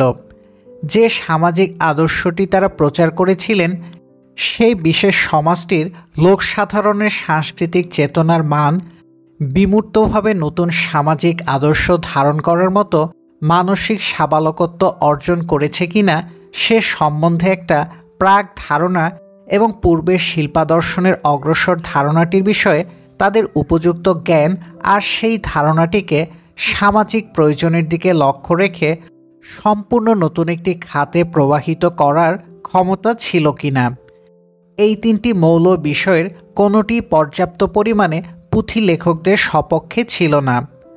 সামাজিক বীর এবং নায়ক সৃষ্টির মাধ্যমে ইসলাম ধর্মের মহিমা কীর্তন করার উদ্দেশ্যেই তাদের বেশিরভাগ কাব্য সাধনায় প্রবৃত্ত হয়েছিলেন। কিন্তু ইসলাম সম্বন্ধে তাদের জ্ঞান ছিল লোকশ্রুতি, জনশ্রুতি, আউলিয়া দরবেশদের অলৌকিক ক্রিয়াকাণ্ড ইত্যাদির মধ্যেই সীমিত ছিল। আরবি, ফার্সি ভাষায় দখলের অভাবে অধিকাংশেরই মনে ইসলাম বলতে একটা পাঁচমেশালি ঝাপসা ধারণার সৃষ্টি হয়েছিল এবং তাদের রচিত সাহিত্যে সেই ধারণারই অভিব্যক্তি ঘটেছে। তাছাড়া যে সমাজের লোকসাধারণের কাছে নতুন ধর্মের সারল্য এবং সৌন্দর্য ব্যাখ্যা করছিলেন, সেই সমাজটির মানসিক পরিসর অত্যন্ত সংকীর্ণ এবং সংকুচিত ছিল। কেননা নিম্নবর্ণের অধিকাংশ হিন্দুই যুগ যুগ ধরে আর্থিক, সামাজিক এবং সাংস্কৃতিক দিক দিয়ে নিপীড়িত হওয়ার ফলে মুক্তির আশায় প্রথমে বৌদ্ধ এবং পরে ইসলাম ধর্ম কবুল করেন। নতুন ধর্মগ্রহণ ছিল একটি নির্যাতিত মানবগোষ্ঠীর আত্মরক্ষার জন্য অত্যন্ত যুক্তিসঙ্গত একটি ব্যবহারিক পদক্ষেপ। সুতরাং পূর্ববর্তী সমাজেও যে গরিয়ান একটা সাংস্কৃতিক ঐতিহ্য ছিল, তারা তার মর্মবোধ পান করা থেকেও বঞ্চিত ছিলেন। আবার ইসলামী সমাজ এবং সংস্কৃতির যে একটা উন্নত উদার আদর্শ ছিল, ঐতিহাসিক কারণে তাও তারা অধিগত করতে পারেননি। এই অনগ্রসর জনসমাজ ইসলামের নামে যেই সকল কাহিনী চাইতেন, সেই রকম কাহিনীই তাদের শোনাতে হতো। আর পুঁথি লেখকরা ছিলেন এই জনগণেরই কণ্ঠ। এই সকল কারণে বাঙালি মুসলমান রচিত পুঁথি সাহিত্যে উদ্ভট রসের অতি বেশি ছড়াছড়ি। হিন্দু মহাকাব্য এবং পুরাণসমূহের বীর বীরঙ্গনাদের চরিত্রের অপভ্রংশ মুসলিম কবিদের সৃষ্ট বীরদের মধ্যে নতুন করে জীবন লাভ করেছে। তাই পুঁথি সাহিত্যে অগ্রসর মানতার চাইতে প্রতিক্রিয়ার জের অধিক। মনের হীনমন্যতা বোধ থেকেই এই প্রতিক্রিয়ার সৃষ্টি। এর পেছনে একগুচ্ছ ঐতিহাসিক কারণ বর্তমান। মুসলমান পুঁথিলেখকেরা সচেতনভাবে এক সামাজিক আদর্শ থেকে বেরিয়ে এসে আরেকটি সামাজিক আদর্শ, একটি শিল্পাদর্শের বদলে আরেকটি শিল্পাদর্শ নির্মাণের প্রয়াস গ্রহণ করেছিলেন। কিন্তু নতুন শিল্পাদর্শটির চেহারা কীরকম হবে, জীবনের কোন মূল্যচেতনার বাহন হবে, অতীতে কতদূর গ্রহণ করবে, কতদূর বর্জন করবে, সে সম্বন্ধে তাদের মনে কোনো পরিচ্ছন্ন ধারণা ছিল না। তাই তারা অনেক সময় বহিরঙ্গের দিক দিয়ে নতুন সৃষ্টি করলেও আসলে তা ছিল গলিত অতীতেরই রকমফের। উপলব্ধির বদলে বিক্ষোভ, পরিচ্ছন্ন চিন্তার বদলে ভাবাবেগী তাদের শিল্প দৃষ্টিকে কুয়াশাচ্ছন্ন করে রেখেছে। একসময় এই মুসলমানদের পূর্বপুরুষেরা যে উঁচু বর্ণের হিন্দুদের দ্বারা নির্যাতিত হয়েছিলেন, এই অপমানজনক দূরস্মৃতি বাইবেলের অরিজিনাল সিন বা আদি পাপের ধারণার মতো তাদের মনে নিরন্তর জাগরুক থেকেছে। মুসলমান রচিত পুঁথি সাহিত্যের প্রতিক্রিয়াশীলতা আসলে সামাজিক প্রতিক্রিয়াশীলতারই সাহিত্যিক রূপায়ণ। সে বিষয়ে কোনো স্পষ্ট ধারণা পোষণ করতে হলে এই অপমানজনক দূরস্মৃতির বিষয়টি স্মরণ রাখার প্রয়োজন আছে। মুসলিম শাসনের অবসানের পর এই সামাজিক প্রতিক্রিয়া আরও গভীর এবং অন্তর্মুখী রূপ পরিগ্রহণ করে। এই প্রতিক্রিয়ার জের বাঙালি মুসলমান সমাজে এত সুদূরপ্রসারী হয়েছে যে ঊনবিংশ শতাব্দীর অন্যতম শক্তিশালী গদ্যলেখক মীর মোশাররফ হোসেনের সুবিখ্যাত বিষাদসিন্ধু গ্রন্থটিতেও শহীদে কারবালা পুঁথির ব্রাহ্মণ আজরকে একই চেহারায়, একই পোশাকে, একই স্থানে দাঁড়িয়ে থাকতে দেখা যায়। সময়ের পালাবদলের ব্যাপারটি এই অত্যন্ত শক্তিধর লেখকের মনে সামান্য আঁচড়ও কাটতে পারেনি। পুঁথি লেখকদের কাণ্ড জ্ঞানহীনতাকে তিনিও বরণ করে নিয়েছেন। যেহেতু নবদীক্ষিত মুসলমানদের বেশিরভাগই ছিলেন নিম্নবর্ণের হিন্দু, তাই আর্য সংস্কৃতিরও যে একটা বিশ্বদৃষ্টি এবং জীবন ও জগৎ সম্বন্ধে যে একটা প্রসারিত বোধ ছিল, বর্ণাশ্রম ধর্মের কড়াকড়ির দরুন ইসলাম কিংবা বৌদ্ধ ধর্মের দীক্ষা গ্রহণের পূর্বে সে সম্বন্ধেও তাদের মনে কোনো ধারণা জন্মাতে পারেনি। পাশাপাশি ইসলামও যে একটা উন্নত দীপ্ত ধারার সভ্যতা এবং মহিয়ান সংস্কৃতির বাহন হিসেবে মধ্যপ্রাচ্যে একটা সামাজিক বিপ্লব সাধন করেছিল, বাঙালি মুসলমানের মনে তার কোনো গভীরাশ্রয়ী প্রভাবও পড়েনি বললেও চলে। প্রথমত, ভারতে ইসলাম প্রচারে মধ্যপ্রাচ্যের সুফি দরবেশদের একটা গৌণ ভূমিকা ছিল বটে, কিন্তু লোদি, খিলজি এবং চেঙ্গিস খানের বংশধরদের সাম্রাজ্য বিস্তারই ইসলাম ধর্মের প্রসারের যে মুখ্য কারণ, তাতে কোনো সংশয় নেই। এই পাঠান মোগলদের ইসলাম এবং আরবদের ইসলাম ঠিক এক বস্তু ছিল না। আব্বাসীয় খলিফাদের আমলে বাগদাদে, ফাতেমীয় খলিফাদের আমলে উত্তর আফ্রিকায় এবং উমাইয়া খলিফাদের স্পেনে যে জ্ঞান বিজ্ঞানের চর্চা হয়েছিল, ভারতবর্ষে তা কোনোদিন প্রবেশাধিকার লাভ করেনি। মুসলমান জ্ঞানী এবং দার্শনিকদের যে অপ্রতিহত প্রভাব ইউরোপীয় রেনেসাঁকে সম্ভাবিত করে তুলেছিল, ভারতের মাটিতে সে যুক্তিবাদী জ্ঞানচর্চা একেবারেই শিকড় বিস্তার করতে পারেনি। খাওয়া দাওয়া, সঙ্গীতকলা, স্থাপত্যশিল্প, উদ্যান রচনা এবং ইরান, তুর্কিস্তান ইত্যাদি দেশের শাসন পদ্ধতি এবং দরবারি আদব কায়দা ছাড়া অন্য কিছু ভারতবর্ষ গ্রহণ করেনি। তদুপরি এই ভারতবর্ষে লখনৌ, দিল্লি ইত্যাদি অঞ্চলে ইসলামের যেটুকু ব্যাখ্যা বিশ্লেষণ হয়েছে, বাংলা মুলুকে তার ছিটেফোঁটাও পৌঁছতে পারেনি। যে মুসলিম শাসক শ্রেণীটি নানা সময়ে বাংলাদেশ শাসন করতেন, তারা সকলেই ছিলেন বিদেশি। রক্ত এবং ভাষাগত দিক দিয়ে স্থানীয় জনগণের সঙ্গে তাদের কোনো সম্পর্ক ছিল না। অনেকটা ইউরোপীয় শাসকদের মতো সামাজিক বিচ্ছিন্নতার মধ্যেই তারা বাস করতেন এবং নতুন পোশাক আশাক, ফ্যাশন ইত্যাদির জন্য দিল্লি কিংবা ইরানের দিকে সাগ্রহে তাকিয়ে থাকতেন। এই উঁচুকোটির মুসলিম শাসকবর্গ, যাদের হাতে অধিকাংশ শাসনতান্ত্রিক দায়িত্ব অর্পিত ছিল, তারা স্থানীয় জনগণের স্বাভাবিক নেতা ছিলেন না। এই উঁচুকোটির মুসলমান প্রশাসকেরা এদেশীয় যে শ্রেণীটির সহায়তায় বাংলাদেশের শাসনকার্য পরিচালনা করতেন, তারা প্রায় সকলেই ছিলেন স্থানীয় উঁচু বর্ণের বাঙালি ব্রাহ্মণ, কায়স্থ কিংবা বৈদ্য শ্রেণীর লোক। যখনই প্রয়োজন পড়েছে কিংবা ব্রাহ্মণ শ্রেণীর আনুগত্য সম্বন্ধে মনে সন্দেহ জেগেছে, তারা অপেক্ষাকৃত নিম্ন স্তর থেকে খেলাত এবং পদবি বিতরণ করে আরেকটি নেতৃশ্রেণী সৃষ্টি করেছেন। খাসনবিশ, মহলানবিশ, দেওয়ান, রায়রায়ান, বকশি, মুন্সি, দস্তিদার ইত্যাদি পদবিতেই তার প্রমাণ মেলে। বাংলার স্থানীয় মুসলমানেরা কদাচিৎ বিদেশি মুসলমান শাসকদের সঙ্গে প্রশাসনিক কর্মের সহায়তা করার সুযোগ লাভ করেছেন। তার কারণ ছিল, একটি রাজশক্তির সঙ্গে সহায়তা করার জন্য যে পরিমাণ নিরাপদ আর্থিক ভিত্তির প্রয়োজন বাঙালি মুসলমানদের তা ছিল না। মুসলিম রাজশক্তি এই দেশের সমাজ কাঠামোর মধ্যে অতি সামান্যই রূপান্তর এনেছিলেন। তারা অনেকটা নির্বিবাদেই পূর্বতন সমাজ কাঠামোকে গ্রহণ করেছিলেন। পরিবর্তন ততটুকুই করেছিলেন যতটুকু তাদের প্রয়োজন, অর্থাৎ পূর্বেকার শাসক শ্রেণীর শূন্যস্থানটি তারা পূর্ণ করেছিলেন। মুসলিম শাসনের পূর্বে যে সমাজ ব্যবস্থাটি চালু ছিল, পরেও সেই একই ব্যবস্থা চালু থেকেছে। তার মধ্যে কোনো মৌলিক রূপান্তর বা পরিবর্তন তারা আনতে পারেননি। তাই নতুন ধর্ম গ্রহণ করার পরেও স্থানীয় মুসলমানেরা ইংরেজ আমলের দেশি খ্রিস্টানদের মতো একটা উন্মত্ত গর্ববোধ ছাড়া ইসলামী কিংবা আর্য সংস্কৃতির কিছুই লাভ করতে পারেনি। তাই খতিয়ে দেখলে দেখা যাবে, মুসলমান আমলেও যারা প্রশাসনিক প্রয়োজনে ফার্সি ভাষা শিক্ষা করেছেন, তাদের বেশিরভাগই ছিলেন বাঙালি হিন্দু সম্প্রদায়ের উঁচু বর্ণের লোক। বাঙালি মুসলমানদের অবস্থার, পেশার এবং রুচির বিশেষ পরিবর্তন হয়নি। ইসলাম গ্রহণের ফলে তারা কতিপয় মোটা অভ্যেস বর্জন করে কতিপয় মোটা অভ্যেসকে গ্রহণ করেছিলেন। যেহেতু সংখ্যাগত দিক দিয়ে তারা ছিলেন অনেক, উৎপাদন পদ্ধতির সঙ্গে সরাসরি সম্পর্কিত ছিলেন এবং রাজশক্তি সময়ে অসময়ে তাদের প্রতি আনুকূল্য প্রদর্শন করতেন। এই সকল কারণের দরুন তাদের মধ্যে দ্রুত একটা সামাজিক আকাঙ্ক্ষা জন্মলাভ করেছিল। পুঁথি সাহিত্যের মধ্যে এই আকাঙ্ক্ষাই পূর্ণ দৈর্ঘ্য মুক্তি লাভ করেছে।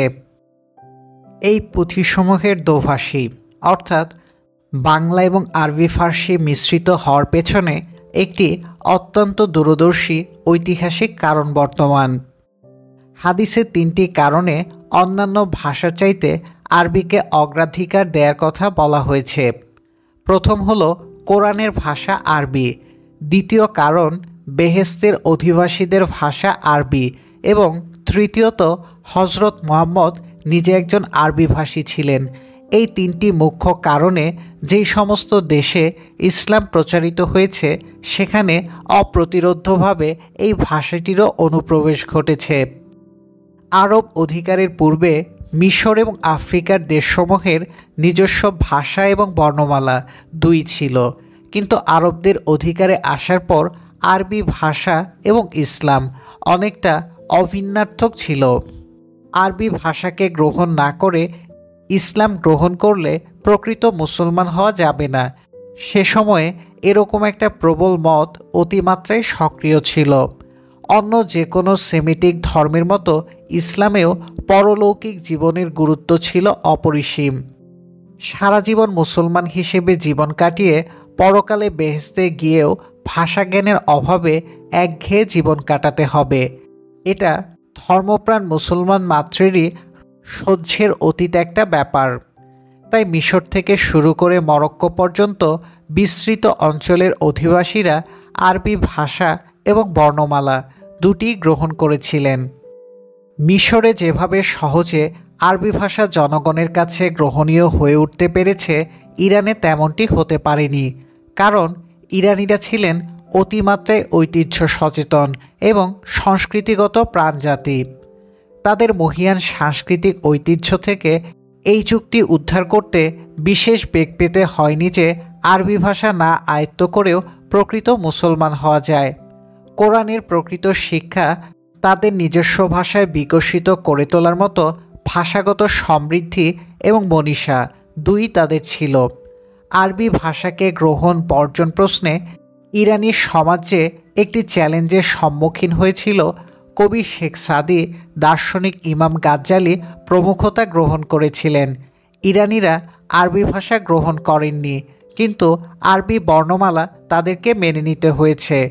তারপরে ইরান থেকে শুরু করে আফগানিস্তান পেরিয়ে ভারতবর্ষ অবধি মুসলিম শক্তির যে জয়যাত্রা সূচিত হয়েছে, তার পেছন পেছন ফার্সি ভাষাও ভারতে প্রবেশ করেছে।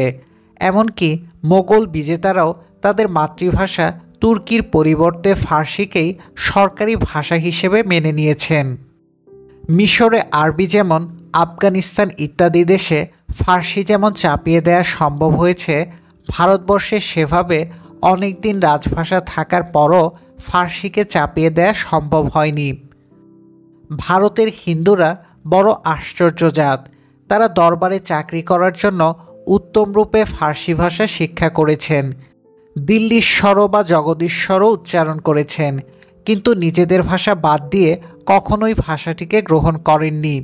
সুতরাং ভারতে ফার্সি ছিল জনগণের দৈনন্দিনতার স্পর্শলেশ বর্জিত দরবারবিহীন একটি অভিজাত শ্রেণীর ভাষা। স্থানীয় মুসলিম জনগণের মধ্যেও তার বিশেষ প্রসার ঘটেনি। স্বাতন্ত্র বর্গী মুসলমানেরা নিজেদের প্রয়োজনে ফার্সি বর্ণমালাকে গ্রহণ করে ভারতীয় ভাষাসমূহের সমন্বয়ে উর্দু নামে একটি পাঁচমিশালি ভাষা তৈরি করেছেন। ইউরোপীয় পণ্ডিতেরা যেমন রেনেসার যুগে জাতীয় ভাষাসমূহের পূর্ণাঙ্গ বিকাশের পূর্বে ল্যাটিন ভাষাতে সান্দর্ভ ইত্যাদি রচনা করতেন, তেমনি মুসলিম ধর্মবেত্তারা ধর্মগ্রন্থসমূহের টিকা টিপ্পনী ফার্সি ভাষাতেই রচনা করতেন। সৈয়দ আহমদের আলীগড় আন্দোলনের পর উর্দু ভাষাতে নতুন প্রাণ সঞ্চারিত হয় এবং এই ভাষাতেই ধর্মীয় সন্দর্ভসমূহ লেখা হতে থাকে। বাঙালি মুসলমানের চোখে ফার্সি এবং উর্দু ভাষা দুটো আরবির মতোই পবিত্র ছিল, আর এ দুটো রাজভাষা এবং শাসক শ্রেণীর ভাষা হয় তাদের শ্রদ্ধা নিশ্চয়ই অনেক গুণ বৃদ্ধি পেয়েছিল। কিন্তু এই দুটির একটিকেও পরিপূর্ণভাবে রপ্ত করার জন্য একটি সমাজের পেছনে যে শক্ত আর্থিক ভিত্তি এবং সাংস্কৃতিক বুনিয়াদ থাকা প্রয়োজন ছিল, দুটির কোনোটিই তাদের ছিল না।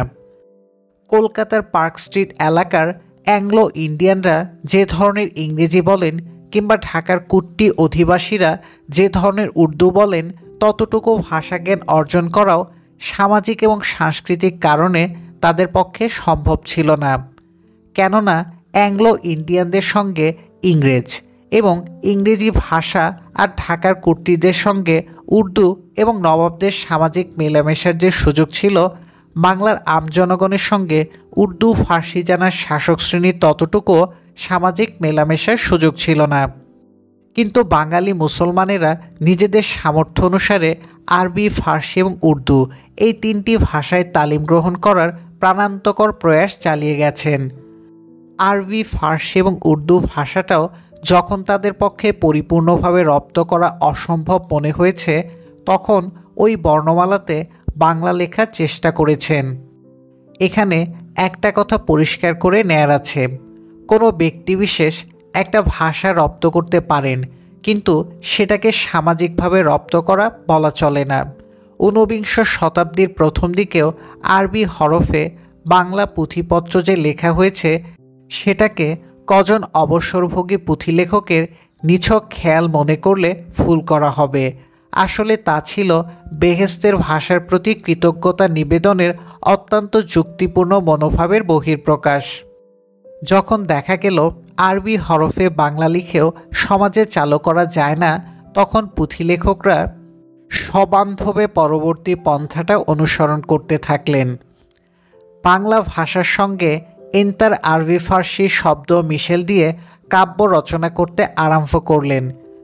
জনগণ তাদের এই ভাষাটিকে গ্রহণও করেছিলেন, কিন্তু কোন জনগণ? এরা ছিলেন সেই জনগণ সংস্কৃত ভাষা যাদের জন্য নিষিদ্ধ ছিল। আরবি অজানা, ফার্সির নাম শুনেছেন এবং উর্দু ভাষা কানে শুনেছেন মাত্র। সুযোগ পেলে তারা আরবিতে লিখতেন, নইলে ফার্সিতে, নিদেন পক্ষে উর্দুতে।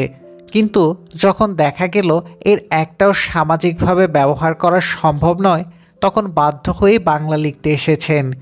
কেউ কেউ সন্দ্বীপের আব্দুল হাকিমের সেই যেজন বঙ্গেতে জন্মে হিংসে বঙ্গবাণী, সেজন কাহার জন্ম নির্ণয় ন জানি পংক্তিগুলো আওড়ে বলে থাকেন যে নিজেদের ভাষায় পুঁথি লেখকদের অপরিসীম দরদ ছিল।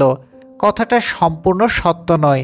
নিশ্চয়ই সে সময় এমন লোক ছিলেন যারা সত্যি সত্যি বাংলা ভাষাকে ঘৃণা করতেন। আব্দুল হাকিম নিজে সে শ্রেণীভুক্ত নন, কিন্তু সে উঁচু ভাষাতে তার অধিকারও নেই। তাই তিনি তার একমাত্র আদি এবং অকৃত্রিম ভাষাতেই লিখতে প্রবৃত্ত হয়েছেন। দূর অতীতের কথা বলে লাভ নেই। ফরিদপুরের নবাব আব্দুল লতিফও মুসলমান সমাজের শিক্ষার মাধ্যম হিসেবে উর্দু ভাষার সুপারিশ করেছিলেন। জনাব আবুল কাশেম ফজলুল হক, যিনি ছিলেন বাংলার প্রথম আধুনিক দৃষ্টিভঙ্গি সম্পন্ন রাজনীতিবিদ, তিনিও বাড়িতে উর্দু ভাষায় কথাবার্তা বলতেন। ঢাকার কুট্টি অধিবাসীদের অনেকেই অনেকদিন পর্যন্ত রাষ্ট্রভাষা আন্দোলনের সক্রিয় বিরোধিতা করেছেন। এই সমস্ত কিছুর মধ্য থেকে একটি সত্যই স্পষ্টভাবে বেরিয়ে আসে, তা হলো বাঙালি মুসলমানদের অধিকাংশের মধ্যে আরবি, ফার্সি, উর্দু ইত্যাদি ভাষার প্রতি একটা অন্ধ অনুরাগ অনেকদিন পর্যন্ত বিরাজমান ছিল। পলাশির যুদ্ধের পরে ইস্ট ইন্ডিয়া কোম্পানি অনুসৃত নীতির ফলে যে উঁচু কোটির মুসলিম শাসক নেতৃশ্রেণীটি ছিল, তার অবস্থা একেবারে শোচনীয় হয়ে পড়ে। ভাষাগত দিক দিয়ে তারা বাঙালি মুসলমান জনগণের সঙ্গে কোনো রকমে সম্পর্কিত ছিলেন না। এদেশে অনেকটা বিদেশির মতোই অবস্থান করতেন। সরকারি চাকরি ছিল তাদের এদেশে অবস্থান করার মুখ্য অবলম্বন। নবাবী আমলের অবসানের পর যখন ইংরেজ শাসন কায়েম হলো, তারা না পারলেন ইংরেজদের সঙ্গে সহযোগিতা করতে, না পারলেন নিজেদের ধর্মীয় জনগণের নেতৃত্ব দান করতে। রক্তগত, ভাষাগত, রুচি, সংস্কৃতি এবং আচরণগত ব্যবধানের দরুন আপৎকালে সমাজে নেতৃশ্রেণীর পালনীয় যে ভূমিকা রয়েছে, বাংলাদেশে অবস্থানকারী অভিজাত মুসলিম শ্রেণীটির তা পালন করার কথা একবারও মনে আসেনি। কিন্তু উত্তর ভারতে হয়েছে সম্পূর্ণ উল্টো। সেখানেও মুসলিম শাসক নেতৃশ্রেণীটি মোগল শাসনামলে সব দিক দিয়ে একেবারে নিঃস্ব হয়ে পড়েছিলেন। অত্যল্পকাল গত না হতেই স্যার সৈয়দ আহমেদের নেতৃত্বে তারা নতুন ব্যবস্থাকে মেনে নেয়ার জন্য এবং নতুন ব্যবস্থার সঙ্গে খাপ খাওয়াবার জন্য মনন এবং মানসিকতার পরিবর্তনে লেগে যান। তার ফলে আলিগড় কলেজ, এই কলেজের সবচেয়ে প্রণিধানযোগ্য যে অবদান, তা হলো মুসলিম নেতৃশ্রেণীটিকে পুঞ্জীভূত হতাশা থেকে উদ্ধার করে ব্রিটিশমুখী করা এবং ব্রিটিশ শাসকদেরও সিপাহী যুদ্ধের সংশয় সন্দেহের কুজ্ঝটিকা সরিয়ে মুসলিমমুখী করে তোলার ব্যাপারে ব্যক্তিগতভাবে স্যার সৈয়দ আহমদ নিজে, তার বন্ধু এবং অনুসারীবর্গ ও প্রতিষ্ঠিত আলিগড় কলেজ বিরাট ভূমিকা পালন করেছে। তাই সেখানে মুসলমানেরা সংখ্যাগরিষ্ঠ হওয়ার সত্ত্বেও লেখাপড়া, ব্যবসা বাণিজ্য সংখ্যাগরিষ্ঠ হিন্দুদের চাইতে অপেক্ষাকৃত অগ্রসর ছিলেন। আসলে স্যার সৈয়দ আহমদ মুসলমানদের ব্রিটিশ শাসকদের কাছ থেকে সুযোগ নেয়ার পদ্ধতিটা ভালোভাবে শিখিয়েছিলেন। তার চিন্তা সারা ভারতের শিক্ষিত মুসলমানদের মধ্যে এত বেশি শেকড় বিস্তার করেছিল যে আলিগড় শিক্ষিত মুসলমানেরা কদাচিৎ সুযোগ সন্ধানী নীতি পরিহার করতে পেরেছিলেন। মৌলানা আবুল কালাম আজাদকে এজন্য আলিগড়ে শিক্ষিত মুসলমানদের মানসিকতার পরিবর্তন আনার জন্য প্রায় জেহাদ করতে হয়েছে। তথাপি তিনি সফল হয়েছেন, এ কথা বলা চলে না। যাক, সে ভিন্ন প্রসঙ্গ। উত্তর ভারতে শাসক শ্রেণী একটা সামাজিক নেতৃত্ব নির্মাণ করতে পেরেছিলেন, কেননা জনগণ এবং অভিজাত শ্রেণীর মধ্যে ভাষাগত, সংস্কৃতিগত, রুচি ও আচরণগত শ্রেণী দূরত্ব ছাড়া অন্য কোনো দূরত্ব ছিল না। কিন্তু বাংলাদেশে ব্যাপারটি ছিল সম্পূর্ণ ভিন্ন রকম। ইংরেজ শাসন প্রতিষ্ঠিত হওয়ার সঙ্গে সঙ্গে অভিজাত শ্রেণী একেবারে তলিয়ে গেল, কিন্তু তাদের আচার আচরণ, সামাজিক আদর্শ অটুট থেকে গেল। হিন্দু সমাজের প্রতিযোগিতা এড়িয়ে ব্রিটিশ শাসকদের কপাকণা সম্বল করে যেই সকল মুসলমান উপরের দিকে উঠে আসতেন, মৃত মুসলিম অভিজাতদের আদর্শকেই তাদের নিজেদের আদর্শ বলে বরণ করে নিতেন। এরা আবার অনেক সময় আপন মাতৃভূমি এবং মাতৃভাষার জন্য স্যার সৈয়দ আহমদ যা করেছেন, বাংলাদেশের মুসলমানের জন্য একই কাজ করা উচিত মনে করতেন। প্রায়শ হালের একগুঁয়ে ইতিহাস ব্যাখ্যাকারদের মধ্যে একটা প্রবণতা লক্ষ্য করা যায়। তারা বলে থাকেন, ব্রিটিশ শাসনের আমলে বাংলার মুসলমান সমাজ অধঃপতনের গভীর পঙ্কে নিমজ্জিত হয়ে পড়ে। এটা পুরো সত্য তো নয়ই, সিকি পরিমাণ সত্য এর মধ্যে আছে কিনা সন্দেহ। সত্য বটে, মুসলিম শাসনের অবসানের পর শাসক নেতৃশ্রেণীটির দুর্দশার অন্ত ছিল না, কিন্তু তাদের সঙ্গে সাধারণ বাঙালি মুসলমান জনগণের একমাত্র ধর্ম ছাড়া অন্য কোনো যোগসূত্র ছিল কি? আর মুসলমান জনগণের অবস্থা ইংরেজ শাসনের পূর্বে অধিক ভালো ছিল কি? নবাবী আমলেও এদেশীয় ফার্সি জানা যে সকল কর্মচারী নিয়োগ করা হতো, তাদের মধ্যে স্থানীয় হিন্দু কতজন ছিলেন এবং কতজন ছিলেন স্থানীয় মুসলমান? এ সকল বিষয় বিচার করে দেখেন না বলেই অতি সহজে অপবাদের বোঝাটি ইংরেজদের ঘাড়ে চাপিয়ে দিয়ে তারা দায়মুক্ত মনে করেন। উত্তর ভারতেও মুসলিম শাসক নেতৃশ্রেণী এইভাবে সর্বশান্ত হয়ে পড়েছিলেন। অধিকন্তু তাদের অনেকেই সিপাহী বিপ্লবে অংশগ্রহণ করেছিলেন। তারপরেও তারা কি করে এগিয়ে আসতে পারলেন এবং তাদের মধ্যে কেন সৃষ্টি হলো স্যার সৈয়দ আহমদের মতো একজন মানুষ? বাংলাদেশের মুসলমানদের মধ্যে তেমন একজন মানুষ জন্মালেন না কেন? এই সকল বিষয়ে সদুত্তর সন্ধান করলেই বাঙালি মুসলমানের যে মৌলিক সমস্যা, তার মূলে যাওয়া যাবে। বাঙালি মুসলমান কারা? এক কথায় এর উত্তর বোধ করি এভাবে দেয়া যায়, যারা বাঙালি এবং একই সঙ্গে মুসলমান, তারাই বাঙালি মুসলমান। এদের ছাড়াও সুদূর অতীত থেকেই এই বাংলাদেশের অধিবাসী অনেক মুসলমান ছিলেন, যারা ঐতিহ্য, সাংস্কৃতিক এবং নৃতাত্ত্বিক ইত্যাদি বৈশিষ্ট্যানুসারে ঠিক বাঙালি ছিলেন না। আর্থিক, সামাজিক এবং রাজনৈতিক সুযোগ সুবিধাগুলো তাদের হাতে ছিল না বলেই বাঙালি মুসলমানদের সঙ্গে কৃষ্টি সংস্কৃতিগত ভেদরেখাসমূহ অনেক দিন পর্যন্ত বাঁচিয়ে রাখতে পেরেছিলেন। শুধু তাই নয়, এই প্রভুত্বশীল অংশের রুচি, জীবনদৃষ্টি, মনন এবং চিন্তন পদ্ধতি অনেক দিন পর্যন্ত বাঙালি মুসলমানের দৃষ্টিকেও আচ্ছন্ন করে রেখেছিল। বাঙালি মুসলমানের যে ক্ষুদ্র অংশ কোনো ফাঁকফোকর দিয়ে গলে যখন সামাজিক প্রভুত্ব এবং প্রতাপের অধিকারী হতেন, তখনই বাঙালি মুসলমানের সঙ্গে তাদের সম্পর্ক চুকে যেত এবং উঁচু শ্রেণীর অভ্যাস, রুচি, জীবনদৃষ্টির এমনকি ভ্রমাত্মক প্রবণতাসমূহ কর্ষণে ঘর্ষণে নিজেদের চারিত্রিক বৈশিষ্ট্যের অঙ্গীভূত করে দিতেন। মূলত বাঙালি মুসলমানেরা ইতিহাসের আদি থেকেই নির্যাতিত একটি মানব গোষ্ঠী। এই অঞ্চলে আর্য প্রভাব বিস্তার হওয়ার পরে সেই যে বর্ণাশ্রম প্রথা প্রবর্তিত হলো, এদের হতে হয়েছিল তার অসহায় শিকার। যদিও তারা ছিলেন সমাজের সংখ্যাগরিষ্ঠ অংশ, তথাপি সামাজিক, রাজনৈতিক এবং অর্থনৈতিক সিদ্ধান্ত প্রণয়নের প্রশ্নে তাদের কোনো মতামত বা বক্তব্য ছিল না। একটি সুদীর্ঘ ঐতিহাসিক প্রক্রিয়ার মাধ্যমে বাংলার মৃত্তিকার সাক্ষাৎ সন্তানদের এই সামাজিক অনুশাসন মেনে নিতে হয়েছিল। যেমন কল্পনা করা হয়, অত সহজে এই বাংলাদেশে আর্য প্রভাব বিস্তৃত হতে পারেনি।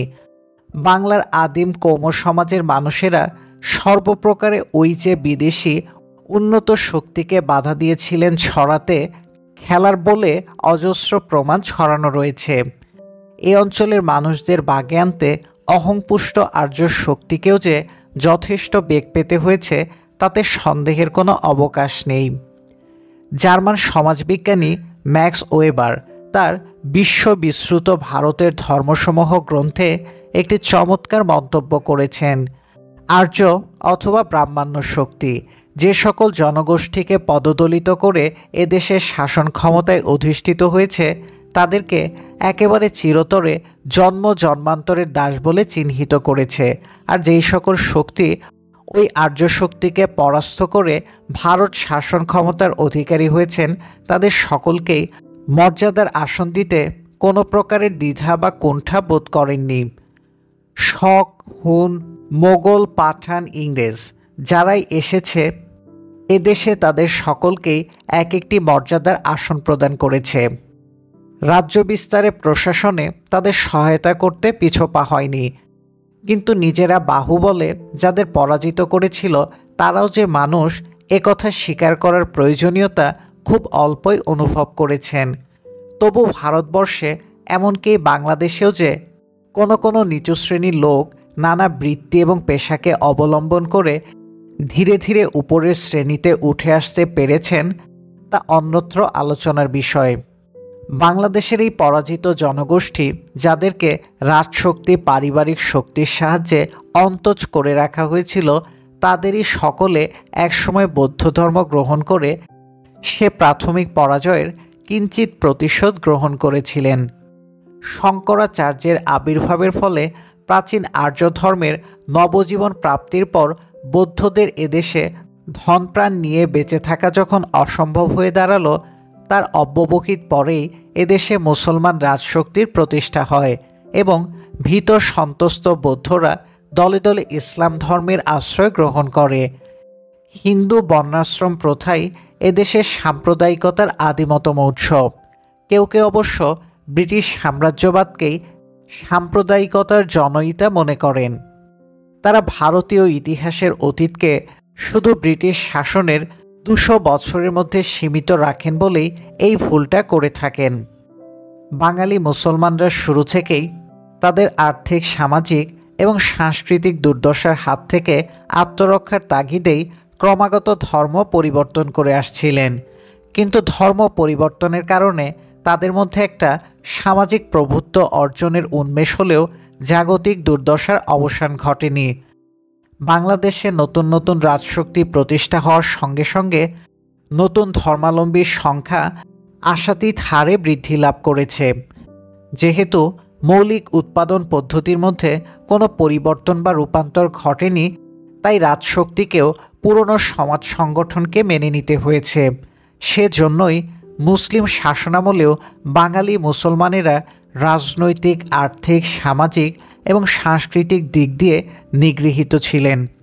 ইংরেজ আমলে উঁচু শ্রেণীর মুসলমানরা সম্পূর্ণভাবে সামাজিক নেতৃত্বের আসন থেকে বিতাড়িত হলে উঁচু বর্ণের হিন্দুরা স্বাভাবিকভাবেই সেই আসন পূরণ করে। বাঙালি মুসলমানদের অধিকাংশই বাংলার আদিম কৃষিভিত্তিক কৌম সমাজের লোক। তাদের মানসিকতার মধ্যেও আদিম সমাজের চিন্তন পদ্ধতির লক্ষণসমূহ সুপ্রকট। বারবার ধর্ম পরিবর্তন করার পরেও বাইরের দিক ছাড়া তাদের বিশ্বাস এবং মানসিকতার মৌল বস্তুর মধ্যে কোনো পরিবর্তন আসেনি। দিনের পর দিন গিয়েছে, নতুন ভাবাদর্শ এদেশে তরঙ্গ তুলেছে।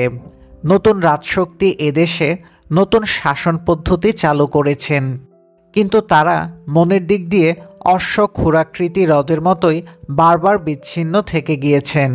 মুসলমান সম্প্রদায়ের বেশিরভাগই ছিলেন বাঙালি মুসলমান এবং মুসলমান রাজত্বের সময়ে তাদের মানসে যে একটি বলবন্ত সামাজিক আকাঙ্ক্ষা জাগ্রত হয়েছিল, তাদেরই রচিত পুঁথি সাহিত্যসমূহের মধ্যে তার প্রমাণ মেলে। কাব্য সাহিত্যের নন্দনতাত্ত্বিক বিচার অনুসারে হয়তো এই সকল পুঁথির বিশেষ মূল্য নেই, কিন্তু বাঙালি মুসলমান সমাজের নৃতাত্ত্বিক এবং সমাজতাত্ত্বিক গবেষণায় এইসবের মূল্য যে অপরিসীম সে কথা বলার অপেক্ষা রাখে না। ইতালি দার্শনিক বেনেদিত্তো ক্রোচের মতে প্রতিটি জাতির এমন কতিপয় সামাজিক আবেগ আছে যার মধ্যে জাতিগত বৈশিষ্ট্যসমূহ নির্যাসের আকারে পুরোমাত্রায় বিরাজমান থাকে। রাজনৈতিক পরাধীনতার সময়ে সে আবেগ সাপের মতো কুণ্ডুলি পাকিয়ে ঘুমিয়ে থাকে এবং কোনো রাজনৈতিক এবং সামাজিক মুক্তির দ্বারপ্রান্তে উপস্থিত হলে সে আবেগই ফনা মেলে হুঙ্কার দিয়ে ওঠে। সাহিত্যেই এই প্রথমে জাতিগত আকাঙ্ক্ষার রূপায়ণ ঘটতে থাকে। জাতিগত আকাঙ্ক্ষার সঙ্গে যুক্ত হতে না পারলে কোনো মহৎ সাহিত্য যে সৃষ্টি হতে পারে না একথা বলাই বাহুল্য। পুঁথি সাহিত্যের মধ্যেও আমরা দেখতে পাই বাঙালি আদিম কৃষিভিত্তিক কৌমর সমাজের মনটি রাজশক্তির আনুকূল্য অনুভব করে হুঙ্কার দিয়ে ফনা মেলে জেগে উঠেছে, কিন্তু ওই জেগে ওঠাই সার। সে মন কোনো পরিণতির দিক দিয়ে ধাবিত হতে পারেনি। প্রতিবন্ধকতার সমূহ সামাজিক সংগঠনের মধ্যেই বিরাজমান ছিল। সমাজ সংগঠন ভেঙে ফেলে নব রূপায়ণ তারা ঘটাতে পারেননি, কারণ মুসলিম শাসকেরাও স্থানীয় জনগণের মধ্য থেকে যে নেতৃশ্রেণী সংগ্রহ করেছিলেন তাদের মধ্যে বাঙালি মুসলমানের প্রতিনিধিত্ব একেবারেই ছিল না বললেই চলে। অন্যদিকে ভাষাগত, সংস্কৃতিগত, রুচি এবং আচরণগত দূরত্বের দরুন শাসক শ্রেণীর অভ্যাস মনন রপ্ত করতে গিয়ে বারবার ব্যর্থতার পরিচয় দিয়েছে বাঙালি মুসলমান। ইংরেজ শাসন কায়েম হওয়ার পরে এই দেশে হিন্দু সমাজের ভেতর থেকে যে একটি মধ্যবিত্ত নেতৃশ্রেণী মাথাচাড়া দিয়ে ওঠে, তার মধ্যে মুসলমান সমাজের প্রতিনিধিত্ব প্রায় না থাকার কারণ হিসেবে শুধু ব্রিটিশের ডিভাইড অ্যান্ড রুল পলিসি কিংবা মুসলমান সম্প্রদায়ের প্রতি ইংরেজদের অন্ধ বিদ্বেষকে ধরে নিলে মুসলিম সমাজের তুলনামূলকভাবে পেছনে পড়ে থাকার কারণসমূহের সঠিক ব্যাখ্যা করা হবে না। ঊনবিংশ শতাব্দীতে হিন্দু মধ্যবিত্তের উত্থানযোগে ইউরোপীয় ভাবধারা, জ্ঞানবিজ্ঞান এবং নানা আধুনিক সামাজিক সাংস্কৃতিক চিন্তারাশি বঙ্গীয় হিন্দু সমাজের একাংশের মধ্যে যে তরঙ্গ তুলেছিল তা মুসলমান সমাজকে স্পর্শ করতে পারেনি। আধুনিক যুগের দাবির সঙ্গে সঙ্গতি রক্ষা করে যে সকল ধর্মীয় এবং সামাজিক আন্দোলন ও সাংস্কৃতিক মূল্যচেতনার নেতৃত্ব হিন্দু মধ্যবিত্ত শ্রেণী দান করেছিলেন, মুসলমান সমাজে তা একেবারে প্রসার লাভ করেনি। জগৎ এবং জীবনের যেই সকল অত্যাবশ্যকীয় প্রশ্ন নবযুগের আলোকে তারা ঝালিয়ে নিচ্ছিলেন, মুসলমান সমাজ তার কিছুই গ্রহণ করেনি।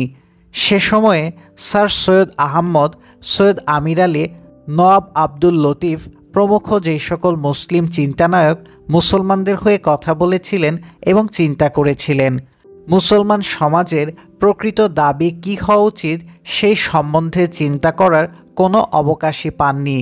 শিক্ষা, সংস্কৃতি এবং সংস্কার বলতে তাদের মনে প্রভুত্ব হারানো উঁচু কোটির মুসলমানদের কথাই জাগরুক ছিল। স্থানীয় মুসলমানদের মধ্যে বাংলা ভাষাকে আশ্রয় করে যে অধিকার চেতনা অপেক্ষাকৃত পরে জাগ্রত হয়, আসলে তা ছিল ঊনবিংশ শতাব্দীর হিন্দু মধ্যবিত্তের আন্দোলন এবং অগ্রগতির সম্প্রসারণ মাত্র।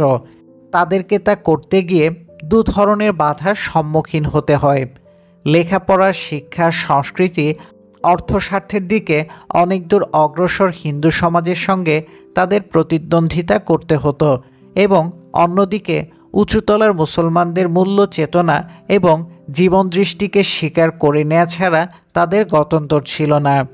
এই দুমুখী প্রতিবন্ধকতাকে অগ্রাহ্য করতে হলে যে শক্ত সামাজিক ভিত্তিভূমির প্রয়োজন ছিল তাদের পেছনে ছিল না। তাই বাঙালি মুসলমানদের মধ্যে থেকেও ইংরেজি শিক্ষা দীক্ষার সুযোগ নিয়ে যারা উপরে উঠে আসতেন, উঁচুতলার মুসলমানদের দৃষ্টিভঙ্গির সঙ্গে তারা নিজেদের সংযুক্ত করতেন।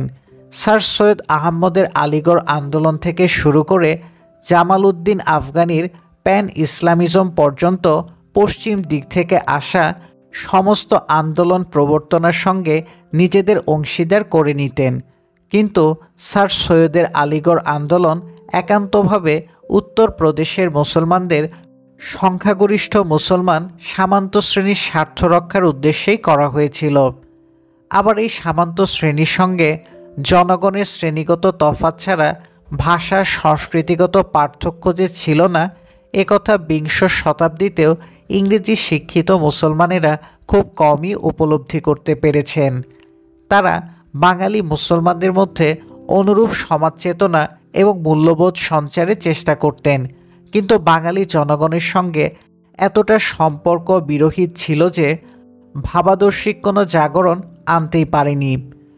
ধর্মীয় বদ্ধমত এবং সংস্কারকে আঘাত করে এমন কোনো সামাজিক এবং সাংস্কৃতিক আন্দোলন মুসলমান সমাজের ভেতর থেকে জেগে উঠতে পারেনি। মুসলমানদের দ্বারা সংগঠিত প্রায় সমস্ত সামাজিক কর্মকাণ্ড এই ধর্মীয় পূর্ণ জাগরণ ভিত্তিক। হিন্দু সমাজে যে ধর্মীয় পূর্ণ জাগরণমূলক আন্দোলন হয়নি একথা বলা আমাদের উদ্দেশ্য নয়, কিন্তু তাদের একাংশের মধ্যে অন্তত কিছু সংখ্যক মানুষ মৌলিক চিন্তা করেছিলেন এবং সামাজিক অনেকগুলো বদ্ধমতকে শানিত আক্রমণ করেছিলেন। বাস্তবে না হলেও তত্ত্বগত দিক দিয়ে বেশ কিছু দূর যুক্তিবাদিতার চর্চা তাদের মধ্যে হয়েছে। তাদের কৃত আন্দোলনসমূহ যে সমুদ্র তরঙ্গের শীর্ষে ফসফরাসের মতো জ্বলেছে, সমাজের গভীরে প্রবিষ্ট হতে পারেনি, তার নিশ্চয়ই কারণ রয়েছে। কিন্তু মুসলমান সমাজে যুক্তিবাদিতার চাষ একেবারে হয়নি। নতুন যুগের আলোক জগৎ এবং জীবনকে ব্যাখ্যা করে সমাজের সামনে তুলে ধরেছেন এমন মানুষ সত্যি বিরল। মুসলমান সমাজে যে কোনো মনীষী জন্মাতে পারেননি, কারণ সামাজিক লক্ষ্যের দ্বি কিংবা ত্রিমুখীনতা। সামাজিক এবং ধর্মীয় সংগঠনসমূহের মধ্যেই বিভিন্নমুখী লক্ষ্যের কারণসমূহ সংগুপ্ত ছিল। বাঙালি মুসলমান বলতে যাদের বোঝায় তারা মাত্র দুটি আন্দোলনে সাড়া দিয়েছিলেন এবং অংশগ্রহণ করেছিলেন। তার একটি তিতুমীরের অনুসারীদের দ্বারা পরিচালিত ওহাবি আন্দোলন, অন্যটি হাজী দুদু মিয়ার ফরাইজি আন্দোলন। এই দুটি আন্দোলনে বাঙালি মুসলমানেরা মনে প্রাণে অংশগ্রহণ করেছিলেন, কিন্তু উঁচু শ্রেণীর মুসলমানেরা এই আন্দোলন সমর্থন করেছেন তার কোনো প্রমাণ পাওয়া যায় না। আসলেও কৃষক জনগণই ছিলেন এই আন্দোলন দুটির হোতা। আধুনিক কোনো রাষ্ট্র কিংবা সমাজ দর্শন এই আন্দোলন দুটিকে চালনা করেনি, ধর্মই ছিল একমাত্র চালিকা শক্তি। সে সময়ে বাংলাদেশে আধুনিক রাষ্ট্র এবং সমাজ সম্পর্কিত বোধের উন্মেষ ঘটেনি বললেই চলে। সমাজের নিচুতলার কৃষক জনগণকে সংগঠিত করার জন্য ধর্মই ছিল একমাত্র কার্যকর শক্তি। রাজনৈতিক দিক দিয়ে এই আন্দোলন দুটির ভূমিকা প্রগতিশীল ছিল সন্দেহ নেই, কিন্তু সামাজিক দিক দিয়ে পশ্চাৎগামী ছিল তাতেও কোনো সন্দেহ নেই। এই আন্দোলন দুটি ছাড়া অন্য প্রায় সমস্ত আন্দোলন হয়তো ওপর থেকে চাপিয়ে দেয়া হয়েছে, নয়তো হিন্দু সমাজের উদ্যোগ এবং কর্মপ্রয়াসের সম্প্রসারণ হিসেবে মুসলমান সমাজে ব্যাপ্তি লাভ করেছে। সমাজের মৌল ধারণাটিকে কোনো কিছুই প্রভাবিত করেনি। তার ফলে প্রাগৈতিহাসিক যুগের আদিম কৃষিভিত্তিক কৌম সমাজের মনটিতে একটু রং ঢং লাগলেও কোনো রূপান্তর বা পরিবর্তন হয়নি। আমরা দেখেছি শহীদে কারবালার ব্রাহ্মণ আজর ঊনবিংশ শতাব্দীর মীর মোশাররফ হোসেনের বিখ্যাত গ্রন্থ বিষাদ সিন্ধুতেও একই স্থানে, একই পোশাকে, একই চেহারায় দাঁড়িয়ে রয়েছে। মধ্যিখানে কয়েকটি শতাব্দীর পরিবর্তন কোনো ভাবান্তর আনতে পারেনি। বিংশ শতাব্দীতেও এই মনের বিশেষ হেরফের ঘটেনি। বাঙালি মুসলমানের রচিত কাব্য, সাহিত্য, দর্শন, বিজ্ঞান পর্যালোচনা করলেই এই সত্যটি ধরা পড়বে। কোনো বিষয় তারা উল্লেখযোগ্য কোনো মৌলিক অবদান রাখতে পারেনি। সত্য বটে, কাজী নজরুল ইসলাম, জসিমউদ্দিন প্রমুখ কবি কাব্যের ক্ষেত্রে অসাধারণ সাফল্য অর্জন করতে সক্ষম হয়েছেন। একটু তলিয়ে দেখলেই ধরা পড়বে উভয়েরই রচনায় চিন্তার চাইতে আবেগের অংশ অধিক। তাছাড়া এই দুই কবির প্রথম পৃষ্ঠপোষক ও গুণগ্রাহী ছিল হিন্দু সমাজ, মুসলমান সমাজ নয়। মুসলমান সাহিত্যিকদের রচনার প্রধান বৈশিষ্ট্য হল হয়তো চর্বিত চর্বণ, নয়তো ধর্মীয় পূর্ণজাগরণ। এর বাইরে চিন্তা, যুক্তি এবং মনীষার সাহায্যে সামাজিক ডগমা বা বদ্ধ মতসমূহের অসারতা প্রমাণ করেছেন, তেমন লেখক কবি মুসলমান সমাজে আসেননি। বাঙালি মুসলমান সমাজ স্বাধীন চিন্তাকেই সবচেয়ে ভয় করে। তার মনের আদিম সংস্কারগুলো কাটেনি, সে কিছুই গ্রহণ করে না মনের গভীরে। ভাষাভাবে অনেক কিছুই জানার ভান করে, আসলে তার জানাশোনার পরিধি খুবই সংকুচিত। বাঙালি মুসলমানের মন এখনও একেবারে অপরিণত। সবচেয়ে মজার কথা হলো এ কথাটা ভুলে থাকার জন্যই সে প্রাণান্তকর চেষ্টা করতে কসুর করে না। যেহেতু আধুনিক জ্ঞানবিজ্ঞান এবং প্রসারমান যান্ত্রিক কৃতকৌশল স্বাভাবিকভাবে বিকাশ লাভ করেছে, এবং তার একাংশ সুফলগুলোও ভোগ করছে।